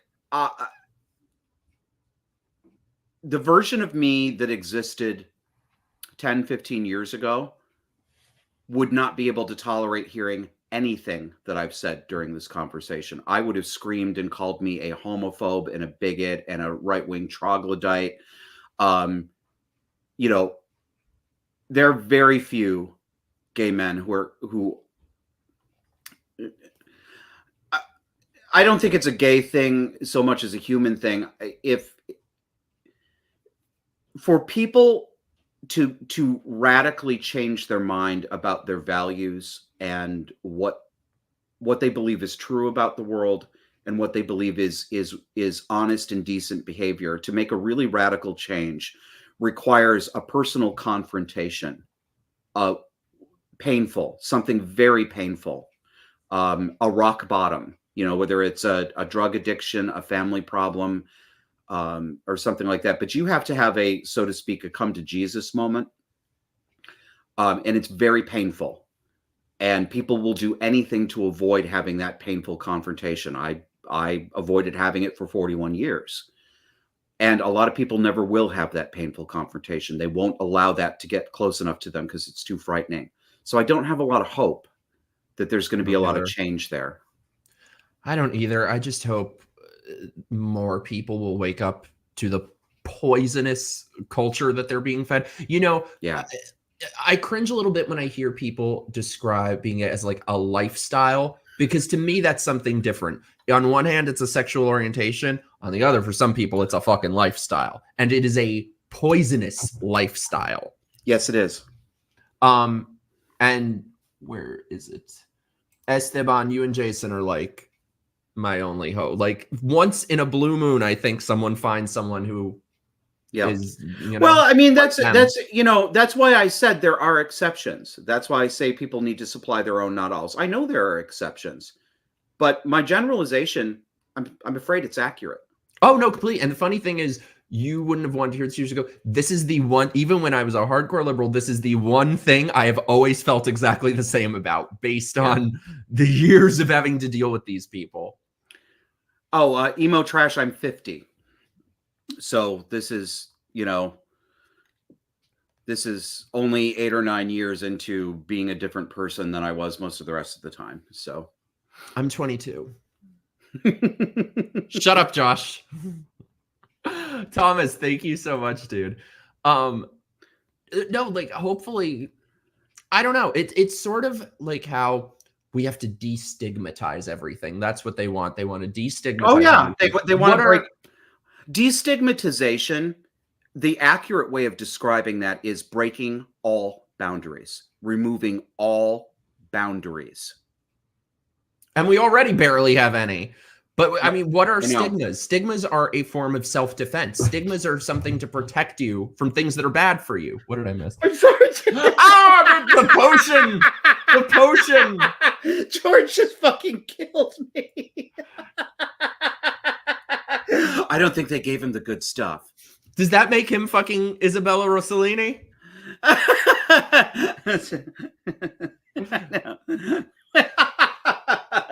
Dick, Tom, Harry. Don't worry. That was totally uncalled for. He won't get far. Not at his age. We have to do that movie. Yes. And by the way, for people who were wondering what the fuck we're talking about, you got to see Death Becomes Her. I know it's probably going to suck, but I really want to see they're doing a musical of it that I really want to see. I think George was telling me about them doing a musical. And Megan Hilty is in it. I love her. I'm really nervous because whenever they make a musical out of something, it usually sucks. But I am dying, absolutely dying to see the opening number because they have to do the full stage production of Yes! That's Not Me. Can't Be Me. Oh, it's so good. It's so good. I told you it doesn't hurt. I just rewatched it too. It's so good. It's so good. Also, Chris, fuck have you. to make a telephone call. 911, right? You guys, yeah, we need a movie night for Death Becomes Her. Thomas, oh my god, dude, thank you so much. I saw Death Becomes Her when it came out in the theaters in 1992 with my friend Michael. And the two of us, from the fucking minute those goddamn credits started rolling, we lost our shit. We were laughing so hard. We were crying. And people the theater was only like half full and most of it was normal people. And we're looking around and everybody's sitting there sort of like looking at the screen, not laughing. And I'm like, what do you not understand about this? This is the most hysterical thing anyone has ever committed to celluloid. How do you not see that? See, this is another movie I watched as a kid with my mom. This explains so much. I really think I have my mom to blame for being gay. She'd come to pick me up from school in the giant Chanel sunglasses and the fur coat, and she's half drunk. I think this explains everything. Thomas, thank you so much, dude. Mike and Josh, you guys rock. Whatever. The real talk is so refreshing. That's not very gracious, Michael. No, it's like, thank you, shucks. I appreciate it, but I know I'm overrated, but thank you. And vapors rule, but we should quit. I did quit until I had a stressful time. I don't know. I mean, I was a 2-pack-a-day cigarette smoker. Me too. For 22 years. And the vaping has kept me off cigarettes. And, yeah, it would be better not to have any addictive habits. But frankly, a nicotine addiction is about as bad as a caffeine addiction. They're very similar drugs. It's just a mild stimulant. And I'm trying to quit. I have like a legit addiction to soda. I'm trying to break. I'm a hell of a lot healthier in my pulmonary system vaping than I ever was smoking. I mean, after a month of putting down cigarettes, I mean, my health improved dramatically. Yeah, it bugs me that I had quit. And then I did exactly what I did for years with cigarettes. At the moment I'm going through a hard time, I reach for them. I know. There are worse things to do. I'm glad I'm not on cigarettes, and I'm glad I quit drinking. How long have you quit drinking? It's been just over 4 years now. Hey, good for you. See, nothing gets past my chat fam. Like I did. This is like my one cheat. I had a cheat yesterday and a treat today, and that's it. That's it. Those are my only cheats. Michael, I used to drink 2 liters of Coca-Cola every single day. I know the Coca-Cola addiction. It really is an addiction. It's harder than quitting cigarettes for me. Like when I quit drinking soda, probably because I drink way too much of it, I feel like I had hit by a truck. Well, it's a lot of I mean, Coke has about 1/3 by volume the amount of caffeine that coffee does. But if you're drinking a lot of it, it's like, you're drinking a lot of coffee, and you know how you can, Oh, look, Thomas is like here.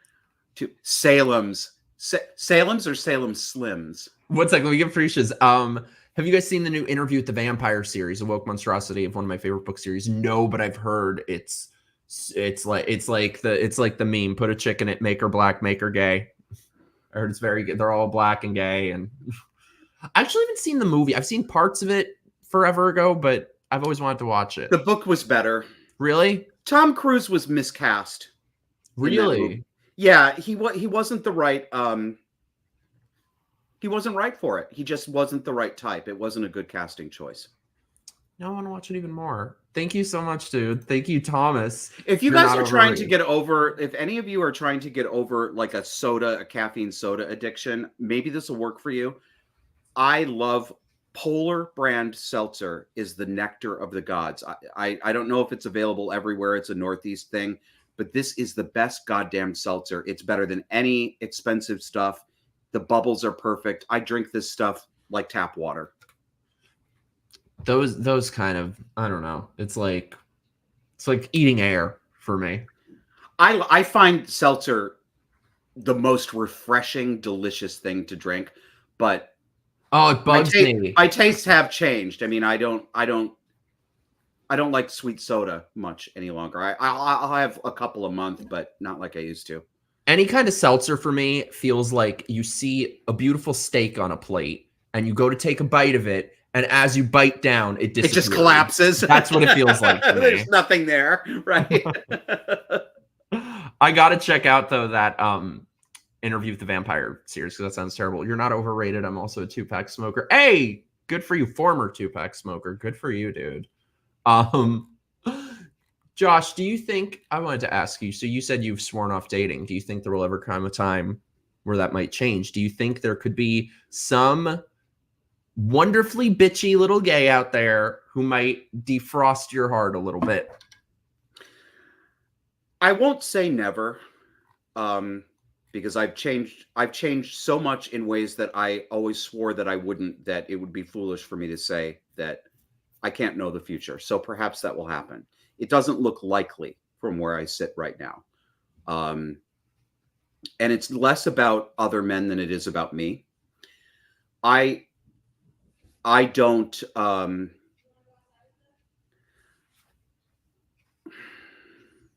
I think there are probably many gay men who could say something similar. They won't. And because it's very, very hard. It's hard to say this inside your head silently, let alone acknowledge it in the real world. I'm over that now, but it took me a long time to come to this conclusion. But my childhood, I'm fucked up. I'm damaged.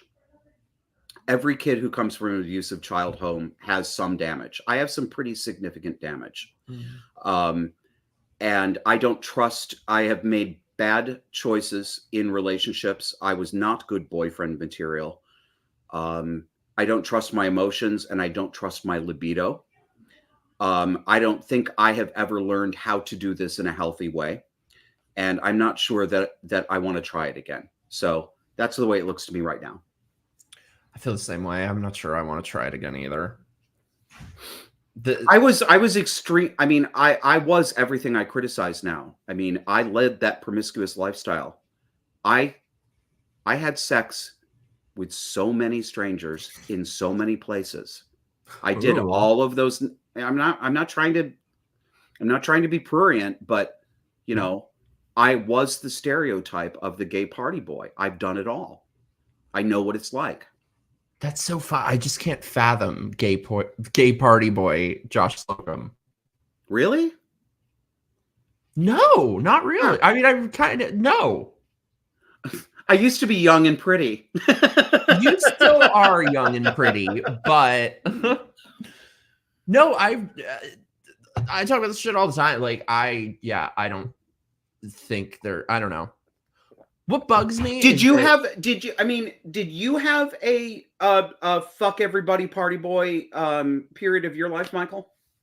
I wouldn't say a period of my life like these years, but well, for me, for a long time, I was like, I am not hooking up with anyone. I will not anything with somebody unless there is some sort, at minimum, some sort of date or maybe two involved. Mm-hmm.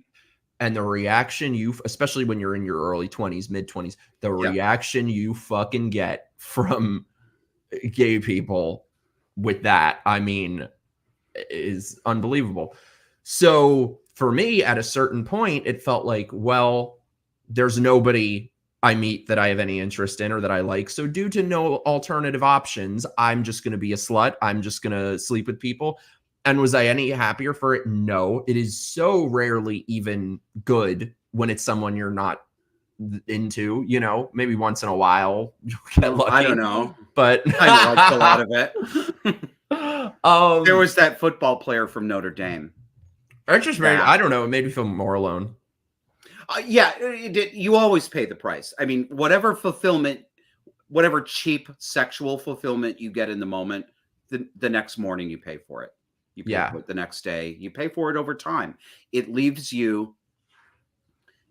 I'm sorry. It's all the traditional advice about living and family life and sexuality is true. You end up feeling cheap and empty and used, and then you realize that you too are using the other person, so you are treating them cheaply. It feels awful. You can do it for a while. You can do it for years. I partied for years and had but it comes to an end. I think, God, I hate to say this. I've never even thought of it in this way before, but I think it would just occurred to me as I feel like my relationships have made me feel more cheap and used. Yeah. Yeah. I never thought of that before. So I'm like, might as well just fucking be a hoe, I guess. Well, and also I have a tendency to, which is very common for people with backgrounds like me. I mean, intellectually, I have enough self-control at this point that I don't allow myself to do these things. But, you know, what are the kind of men I fall for? Narcissists and sociopaths. Oh, same, apparently. Oh, you know, I offer a service to friends who are girls if they're considering going out on a date with a guy or meeting a guy. Bring me his picture or let me see him on video or something. If I find him hot, run, because he's a cluster B. He's probably phenomenal in bed, but he will kill you. So if I like him, run. That's very true for me too. Yeah. No, I think, well, let me read Pedro's first. Thank you so much, Pedro. There's always hope. You guys, you both are great and deserving of love. It comes when you least expect it. Much love. Thank you so much, That's dude. sweet. People say that to me, but I'm like, trust me, I least fucking expect it. I'll be back in just a second again. Hang on. Sure. Marion, I'm so glad you're here. Sexual promiscuity has always been the downfall of the gay community. I know many men who died of AIDS, and although everyone knows the statistics, they still continue. Very sad. We were saying that before, that it's completely self-inflicted. Like, he does have a habit of liking bad men. I have no idea what you're talking about, Esteban. I know just how to pick them. Someone should have told him to mute his mic.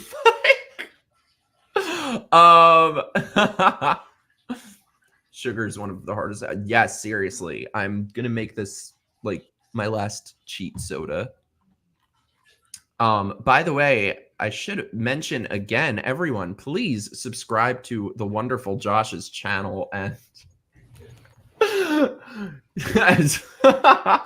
please subscribe to the wonderful Josh's channel and Twitter and everything below. I was just trying to see, I'm very awkward when I'm left alone on camera. So, oh, sorry about that. No, don't be. I'm just an awkward bitch. No, you're not. You have a natural talent for this sort of thing. You just got used to having somebody else to talk to. Why do you think I go on to the show every week with a script? Yeah, I should do that on here.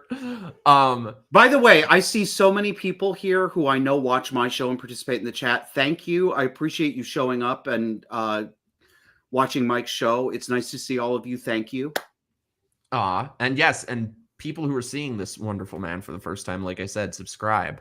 What I was going to say before you got it, this is sort of what I was talking about before, why I feel like gay men are uniquely terrible. That for a lot of the straight people I know, even if they have a bad relationship, I mean, unless it's like abusive or something, it's a one-off and it's like, but I feel like with most gay people I know, like every single one, the ways people act, I don't know what's wrong with people. And I feel like for me personally, I'm just like, I don't know. I've had 2 relationships where it was somebody that I had strong feelings for. Okay. The first one, love bombing to the nth degree, chased me down. And like once I finally started to believe that, after months, he's like, oh, actually, I was lying the whole time. I never really loved you. That's the end of that. Did he just fucking what? I'm telling you like a emotional story. Did somebody just run through there in their underwear? Was he in his underwear? I didn't even see. Wait, bring him back, please. Greg. Oh my God. Yeah. All right, turn her. No, Hunk, come back. He wants to see you. Where? Oh my God. Where are you going? Greg Wilson.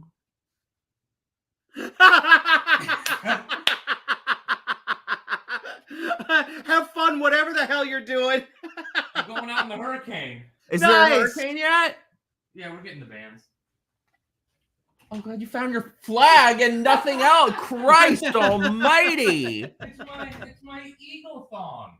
Oh my God. He owns a thong and I don't. People are going to be like, what the hell is going on in that house? You crazy bitch. So that's my friend who I live with. But you actually had a guy who came right out and said that to you. I was lying to you. I never had any feelings for you. Mm-hmm. Well, I'm glad you got away from him. Shit. Well, I think I just find it hilarious that I'm telling this like, emotional ass story as he comes in. I forgot what I was saying. At least that got me out of feeling emo, so I'm glad for that. This is that scared me in a different way. We should do a three-way chat with George sometime. This conversation that you and I are having, Michael, is very like the conversations that George and I have had with each other for a long time. Yeah. We went to college together. So we've known each other a really long time. And we were both liberals. And we went to Sarah Lawrence, which is among the most liberal of the liberal arts colleges. and we were, we bought it hook, line, and sinker. We were trained to be little post-structuralist Marxists. And we did. And both of us and George's husband, Clay, have come around in recent years, and we've all ended up like this, Yeah. Like I said, I think gay people are just uniquely horrible.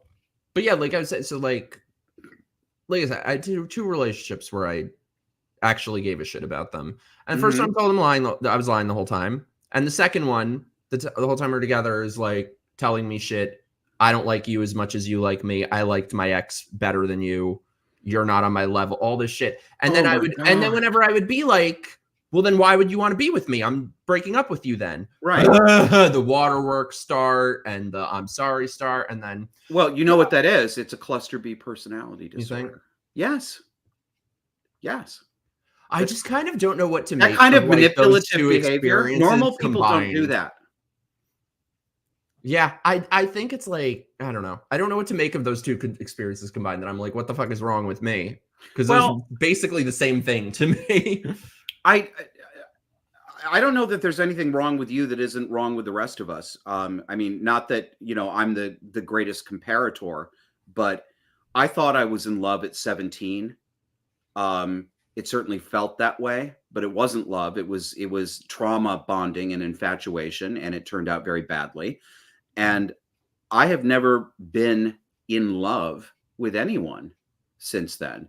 And the one good man that I dated in college, I mistreated, unfortunately. I was not good enough for him. And so I think there are a lot of people out there who've had a really hard time trying to do relationships as gay men. Yeah, and I think just the fact that you have the self-awareness to say that in my past I did not do right, like, I think that's amazing, and I think that's very, very rare.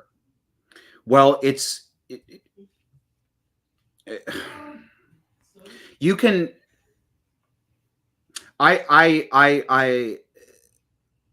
It's funny because it feels, when I say this, it feels like it's wishing pain on people, and I don't mean that, but I do actually, in a sense, I do kind of wish some pain on people, because I want them to have the opportunity to reevaluate their lives and to live in a way that is better for them. And sometimes it takes that really painful confrontation with reality to make you do that. You know, I'm sure there are people out there who are not as blockheaded and fucked up as me who can probably learn these things on an easier incline. But a lot of people really do need to be broken in order to change. I did. Yeah. It just sucks when the people your only options are fucking homos. I know. And you know, I talk, like, my client, the people who come to me for coaching and consulting, there are some, some of my clients have been gay men. And this kind of stuff that we're talking about is not uncommon among gay men in middle age and later. Many of us, I won't go too far with this. I'm not entirely certain about this, but I'm going to float it out there.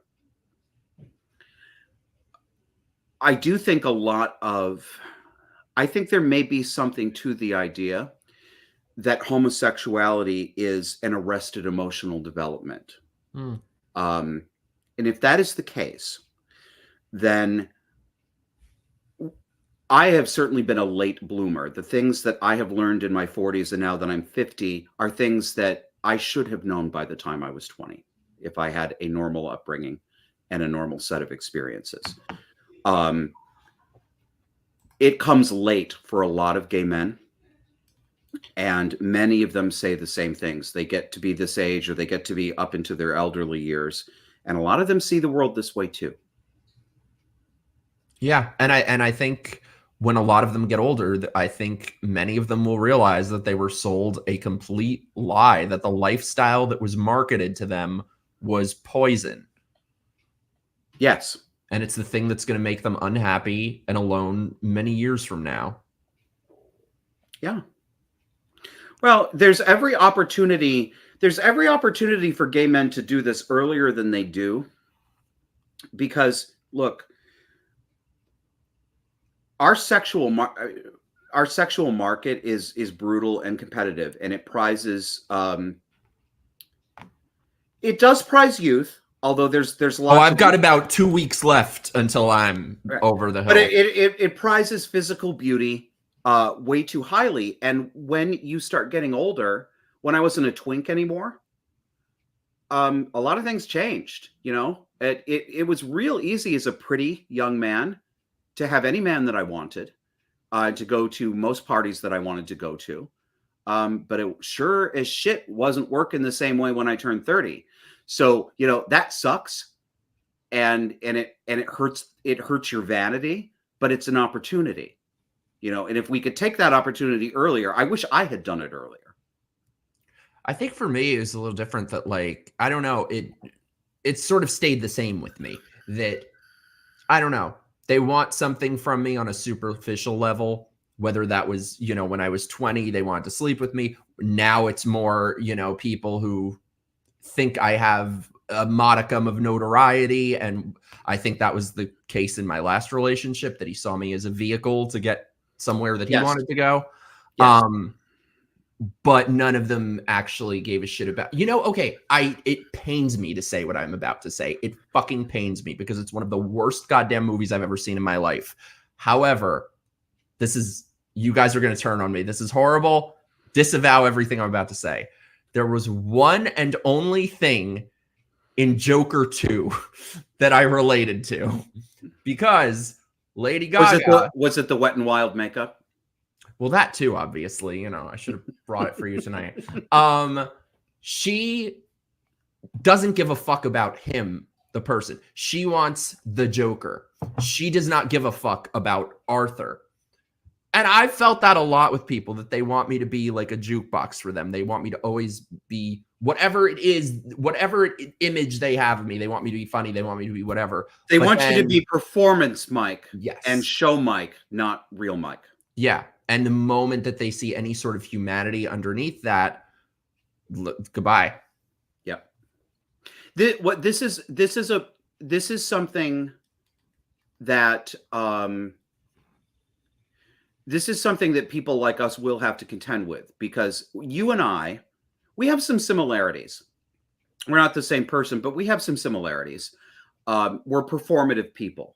We like to entertain other people. We like to be funny. We like to be witty. We like to be in front of a camera. So we have a performative disposition.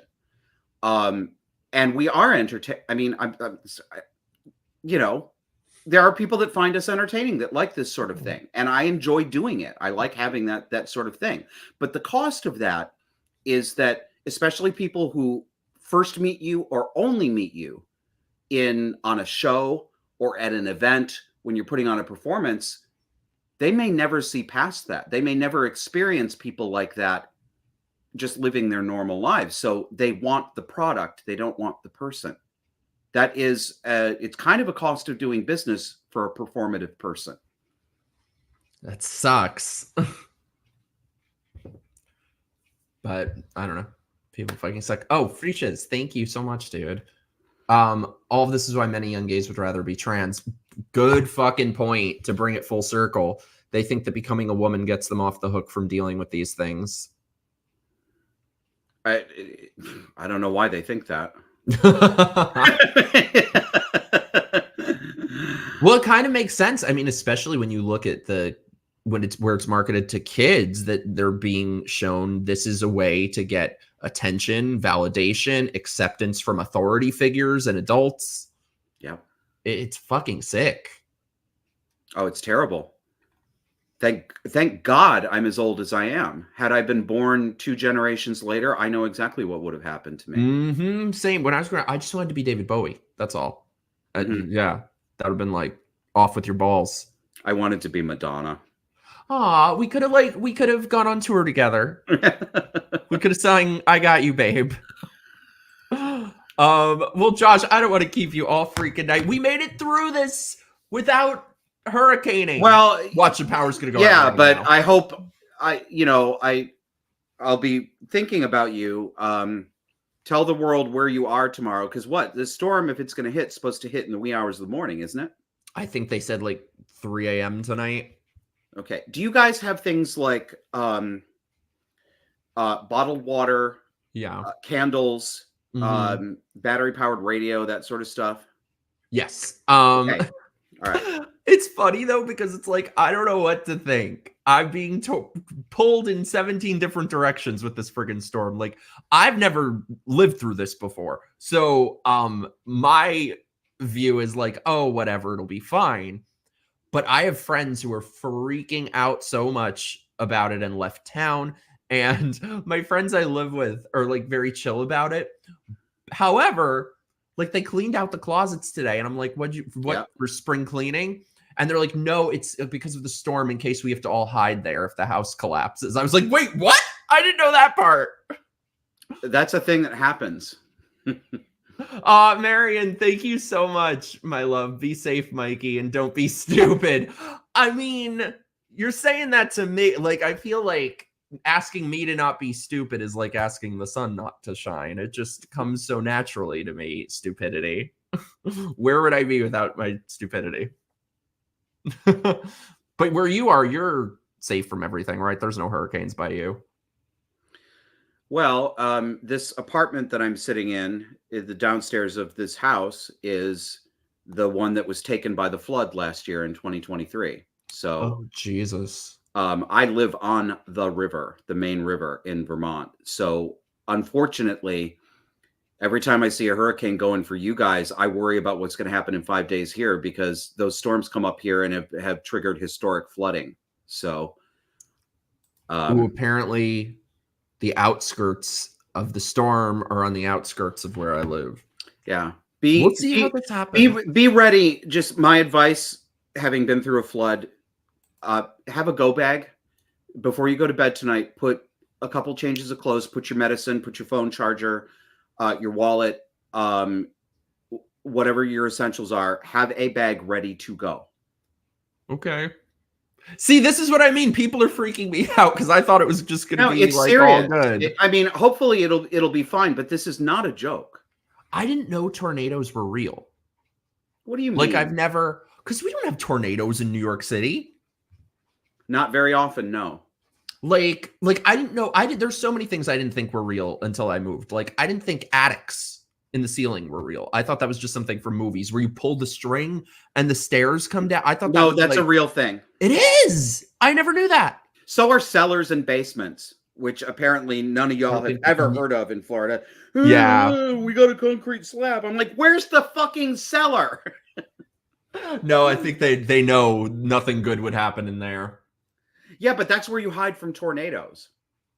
No, but see, okay, I did not see the movie Twister, but I saw the first like 5 minutes of it on a bad date, and I stayed for the opening scene and got the fuck out because I remember there was like a cellar and there was the door that came from above, and there was a big fat bitch, and she was pulling the door down, and the hurricane blew the fat bitch away. Oh, I don't remember that part. That's all I remember. And I remember I left shortly after because I was watching a movie with this guy. And I said, I was like, oh, I didn't think anything was moving her fat ass. And the guy turns to me and goes, stop. That's really mean. I'm like, goodbye. Good night. I'm going home. The total boner killer. Yeah, I know. The Voice. Josh, oh my God. We didn't even talk about The Voice. The Voice. I can't with The Voice. There's so many of the. I can't stand how anyone speaks anymore. Oh yeah, you wanted. I cannot stand how people speak. Okay, so I'm on my show. I do The Voice where it's like, or when they are talking like a kindergarten teacher, but it's grown-ups they're talking to. Yes! Like I hate all this fucking shit. But it's not just that. I'm millennials. I'm sorry. I am sorry, but I cannot stand the way you speak. The word pronunciation is so fucked up. Like, I'll give you an example. I'm serious. I should write an essay about this because the standard pronunciation of words went through a radical shift in the past 10 years. Not like shifts that have happened slowly over time in the past, a radical shift. What do I mean by that? Millennials, not all of them, but a lot of them, they're talking now with glottal stops, which is not something we have very much of in American English. I will demonstrate. So I would say, I'm going to button my shirt, right? But they'll put a glottal stop in it. They won't say I'm going to button my shirt. They'll say I'm going to butt in my shirt. I'm going to butt in. Or what's another one they do it with? I would say this is a really important topic. They'll say it's really important. Important. And they do it with like, it's so weird. Picture. Like I hear 38-year-old men and women talking about, well, President Joseph Biden. It's this. I'm sorry. I know I'm getting all sort of like mean. And no, I love it. Really That's what drives me up the fucking wall because the way there's two things that go into it. Frankly, it's the invasion of the trash black accent into white people. Okay, and I do mean trash, low class trash. Axe. Important. I was feeling it. This is now how middle class people speak. Middle class white people. Well, they sound to my ears. Remember, my age and my generation. They literally sound like the kids from the shitty side of town that you wanted to make sure you did not sound like because their accent pegged their social class. They are actually doing the things that I worked out of my accent when I left home. I forget what I was gonna say. Oh yeah, well the thing is too, we've been here for 2 hours trashing the gay culture and truthfully doing so, telling the truth about it. So why is it racist to say the exact same thing about the black culture? It If they isn't. want to wonder, if they wonder what causes racism to the extent that it exists, I promise you, It's your having own lived- behavior. Yes, it is. Fix your culture. We have been saying that all night, our entire lives, basically, at this point, about ours. Fix your fucking culture if you don't want racism. This is why I've been talking about this on the show, and I was scared to talk about this until rather more recently. I said this on the show a couple episodes ago, that when I started doing the show 3.5 years ago, I deliberately would not talk. I would not say anything about what I was noticing in terms of black and white relations, out of fear that, out of fear of the racism thing. But I finally had enough of it. And the truth is, and I do think this is the truth, and I think people know it. And when they say it's not real, I think they're lying because they're scared. If you are black in this country, you have extraordinary social and legal privilege. You are not oppressed. You are allowed to break the law. You are allowed to assault people. You are allowed to lie. You are allowed to get on national television and be a racist cunt to white people on live television, and no one will rein you in. No one. Black narcissism is at a fever pitch in this society, and I'm done with all of it. I'm done with all of it. Oh, I have never. It is only within the past 6 or 7 years I actually do think about. I think about things I never thought I would think about. I mean, I was a high school kid in the late 80s and early 90s. There was a lot more mixing. There was a lot more shared culture. Racism didn't make any sense to us. We were like, why the hell were people like that back then? It was fine. Now, today, I try to avoid encounters with black people because I'm tired of the way I'm treated. I'm tired of the attitude. That's the thing. I hate saying this. Yeah. But I'm sorry. It's based on quantifiable behavior.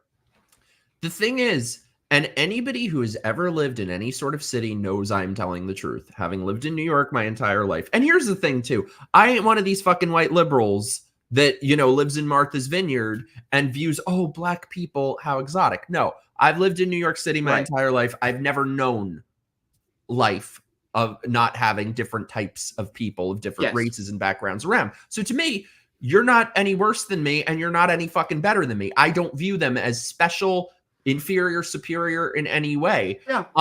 Because white liberals want to treat black people simultaneously as superior and as inferior. Yeah. And so the thing is, the thing that everyone will know I'm telling the truth on this, if you've ever lived in any sort of city, anytime I'll just say me personally, any time I have ever had something happen, whether it's getting mugged, harassed on the street, assaulted, 100% of the time, it has been a person of color.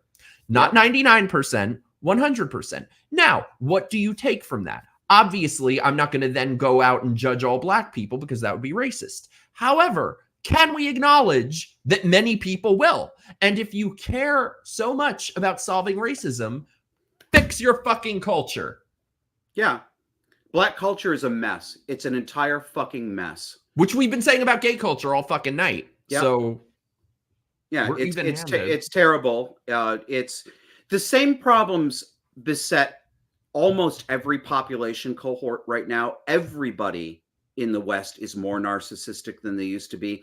Everybody is more licentious. I mean, not every, obviously there are people who live lives differently. I'm talking in general, numerical percentage terms. This has affected all of us. but it has not affected us evenly. And there are some groups that have really glommed onto this narcissistic place in our culture. Gays, trans, frankly, women to a great degree, and blacks in America. Blacks in the UK too. I mean, it's amazing. If you look at the conversations they're having over there, Mike, England never had chattel slavery. That never existed in the British Isles. They don't have American history. It was actually the British who stopped the Atlantic slave trade. Mm-hmm.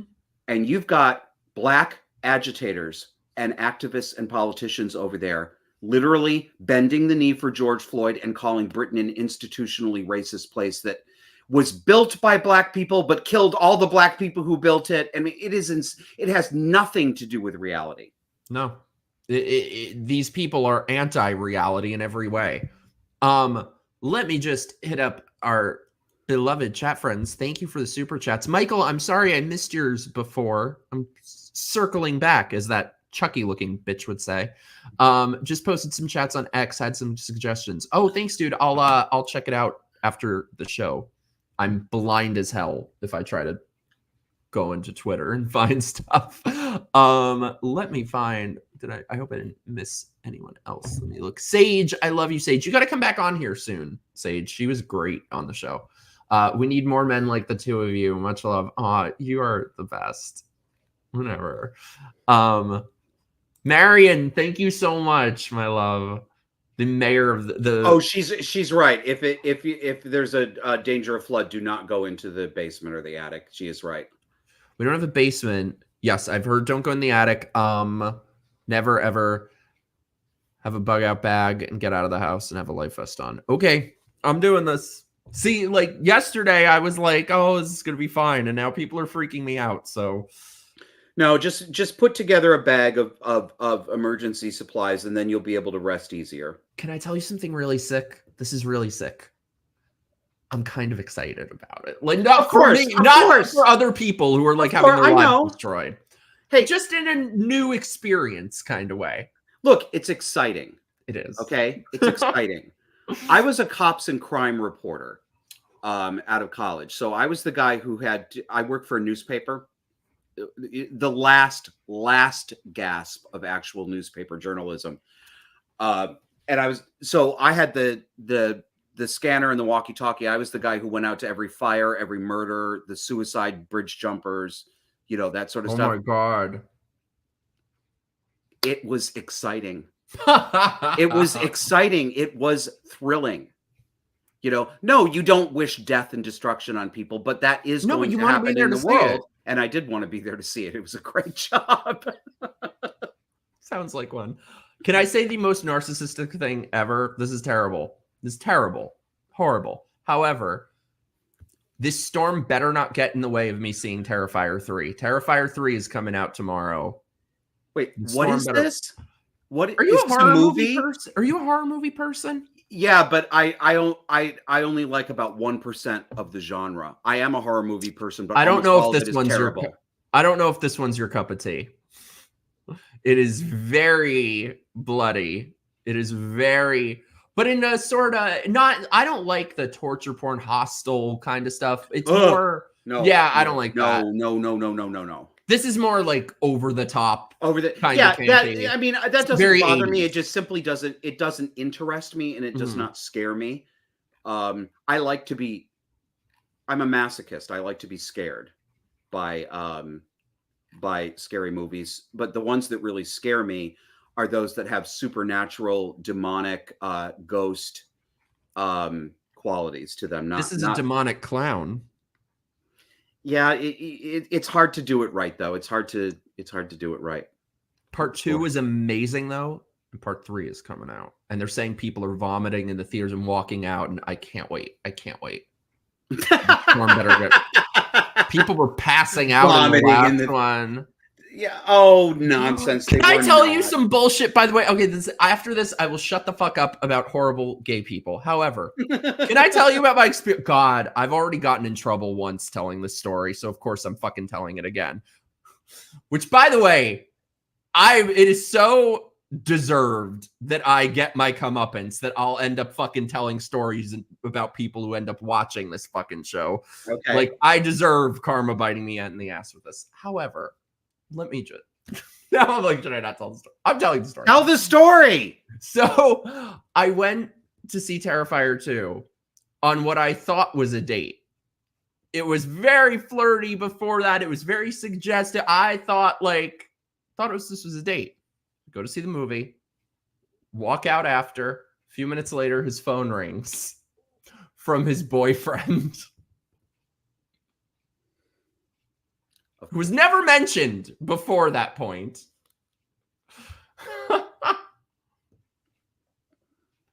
I know, they're lovely people. They're talking about Hereditary. Oh, you would like Hereditary, I think. Here's the thing. That was the last horror movie I saw while I was still a professional alcoholic. Ooh. So I only remember one part of it because I was so drunk watching the rest of it that I blacked out. But I remember the single most horrifying special effects scene I have ever seen in a movie. I'm not even going to say it. I found it so disturbing. I had to go take a walk. The pole or the ending? The ending. That's what yes. That in the car. Oh no, wait. No, that wasn't the ending. That was like 20 minutes in. You must have been drunk. Oh girl. Yeah. But no, that was There's something worse than that. Okay, then I'm glad I don't remember. But I think you would like it. It's really good. I think you would like Midsummer too. There's nothing really. People have said that. Yeah. I think those would be up your alley. I want the kind of look. I think let me not say that. I can't. I hate when I say that. Look. It's like saying, let me be clear. The golden age of horror, and I mean not just popular, but art. Movies that were actually cinematic art. The golden age of horror in America was 1969 to 1980. It started with Rosemary's Baby in 69 and ended with The Shining in 1980. The best horror movies ever made were made during that period. The Exorcist, The Shining, Rosemary's Baby. There are a couple others I'd throw on that list. Perhaps Audrey Rose. The Changeling. Have you ever seen The Changeling? It's been so long, I don't remember it. I would argue we are living through the best era of horror since that era. Really? I have a movie. Josh, I have one movie for you. Okay. You have to trust me and watch it because it is the closest thing we would ever get nowadays to a movie that could have starred Bette Davis or Joan Crawford. You have to see the movie Pearl. Trust me on this. It's fucking campy. It's in Technicolor. It is made for you. Okay. Let me hit up these super chats. I don't want to be neglectful to my friends, and then I'll let you go. Yeah, I'm sorry. I can just. So can I? No, please. I could go all fucking night. Pedro, thank you so much, dude. Be safe, Mike. Your first store coin is quite big. Yes, you be safe too. I hope everything's okay. I'm gonna text you tomorrow. Check in.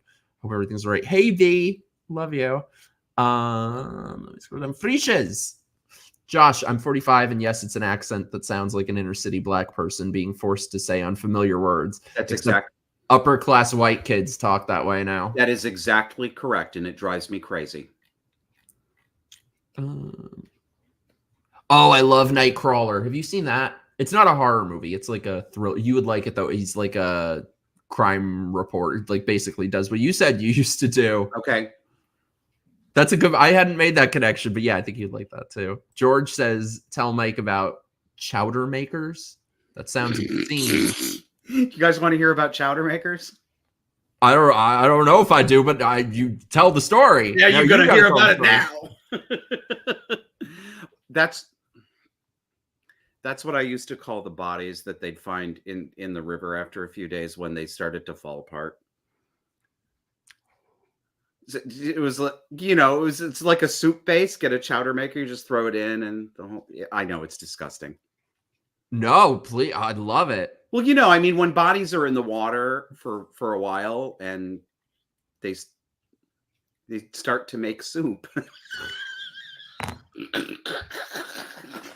This is why I like, not to toot all of our own horns, but I love our show so much, because where else are you gonna hear about like fucking black people and fucking gay people? Oh, and also bodies, and I banged everyone in sight, and Joan Crawford, and like I love this show so much. This is faggotry. Yes, it is. This is classic faggotry. Okay, Mike, thank you so much. This has been so very much Thank fun. you so much. One second, I just don't want to miss last super chats real quick. Okay. Thomas, thank you so much, dude. Josh, you're a legend. Mike, you stay safe, mister. You too. And remember, you are not overrated. Never, ever. You are lovely as fuck. You are, Thomas. Thank you so much, dude. That's so, you guys are the greatest. I'm just making sure I don't miss anyone. Marion, you're like the freaking governess of this channel. Thank you so much. Also, be sure to put your phone ID, cache, flashlight, matches, flares, firecrackers, signaling, waterproof bag, and seal it well. I feel like I should get a canoe at this point. You're making me nervous. I'm going to do all the stuff because Marion knows what the hell she's talking about. So, what did you just hear? Sounds like the window turned into a pool. Is that rain? Yeah, it's just rain. It's just rain, but it sounds like aggressive rain. Well, anyway, also, Giorgio, I love you. If you have made it this far watching, tweet the both of us. Hashtag, what was it? Hedonistic whores. Hedonistic whores. If you have made it this far, my beloved Josh, this was amazing. This was like a dream come true. Getting This was so much fun. Thank shit you. on gay people. We need to do it again all the time. Yeah. Anytime you want. I love you. You're the greatest. Where can people find you, my love? In a coffin. On Twitter, we are Disaffected Pod. The Disaffected podcast show is on video and audio, comes out 9 p.m. U.S. Eastern Time on Sundays, and then shows up on audio the next day. It's on YouTube, Rumble, Twitter/X. And we also, I write a Substack that's part of the show. It's just the Disaffected Substack. So, you know, check it out there, and thank you. It's really, it's nice to see so many people in here that I know watch my show too, and seeing some people who watch yours. So thanks for having fun with us, everybody. I think we have a lot of crossover between our people, because everyone in my chat constantly loves you. And so well, I'm kind of the fatter and older version of you. So please, I keep eating pasta. I'm going to be the fatter version of you. And if I keep aging without the potion, I know. They seemed totally reasonable to me, by the way. Like, I would have done that in a heartbeat. Check okay? Fine. Josh, now a warning. Now a warning. That's my favorite. Now a warning.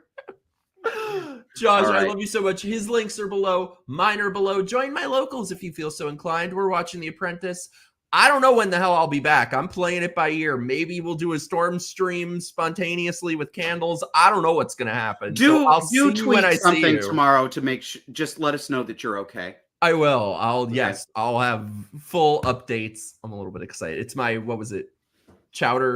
Body chowder maker. Anyway, yes. Tweet us, hashtag hedonistic horrors. I love you, Josh. I love you, chat. You. Wish me luck I don't drown or something. Maybe they'll play this as my last word. Maybe you'll be a chowder maker. Ooh, please put that on my headstone if I drown in this fucking thing.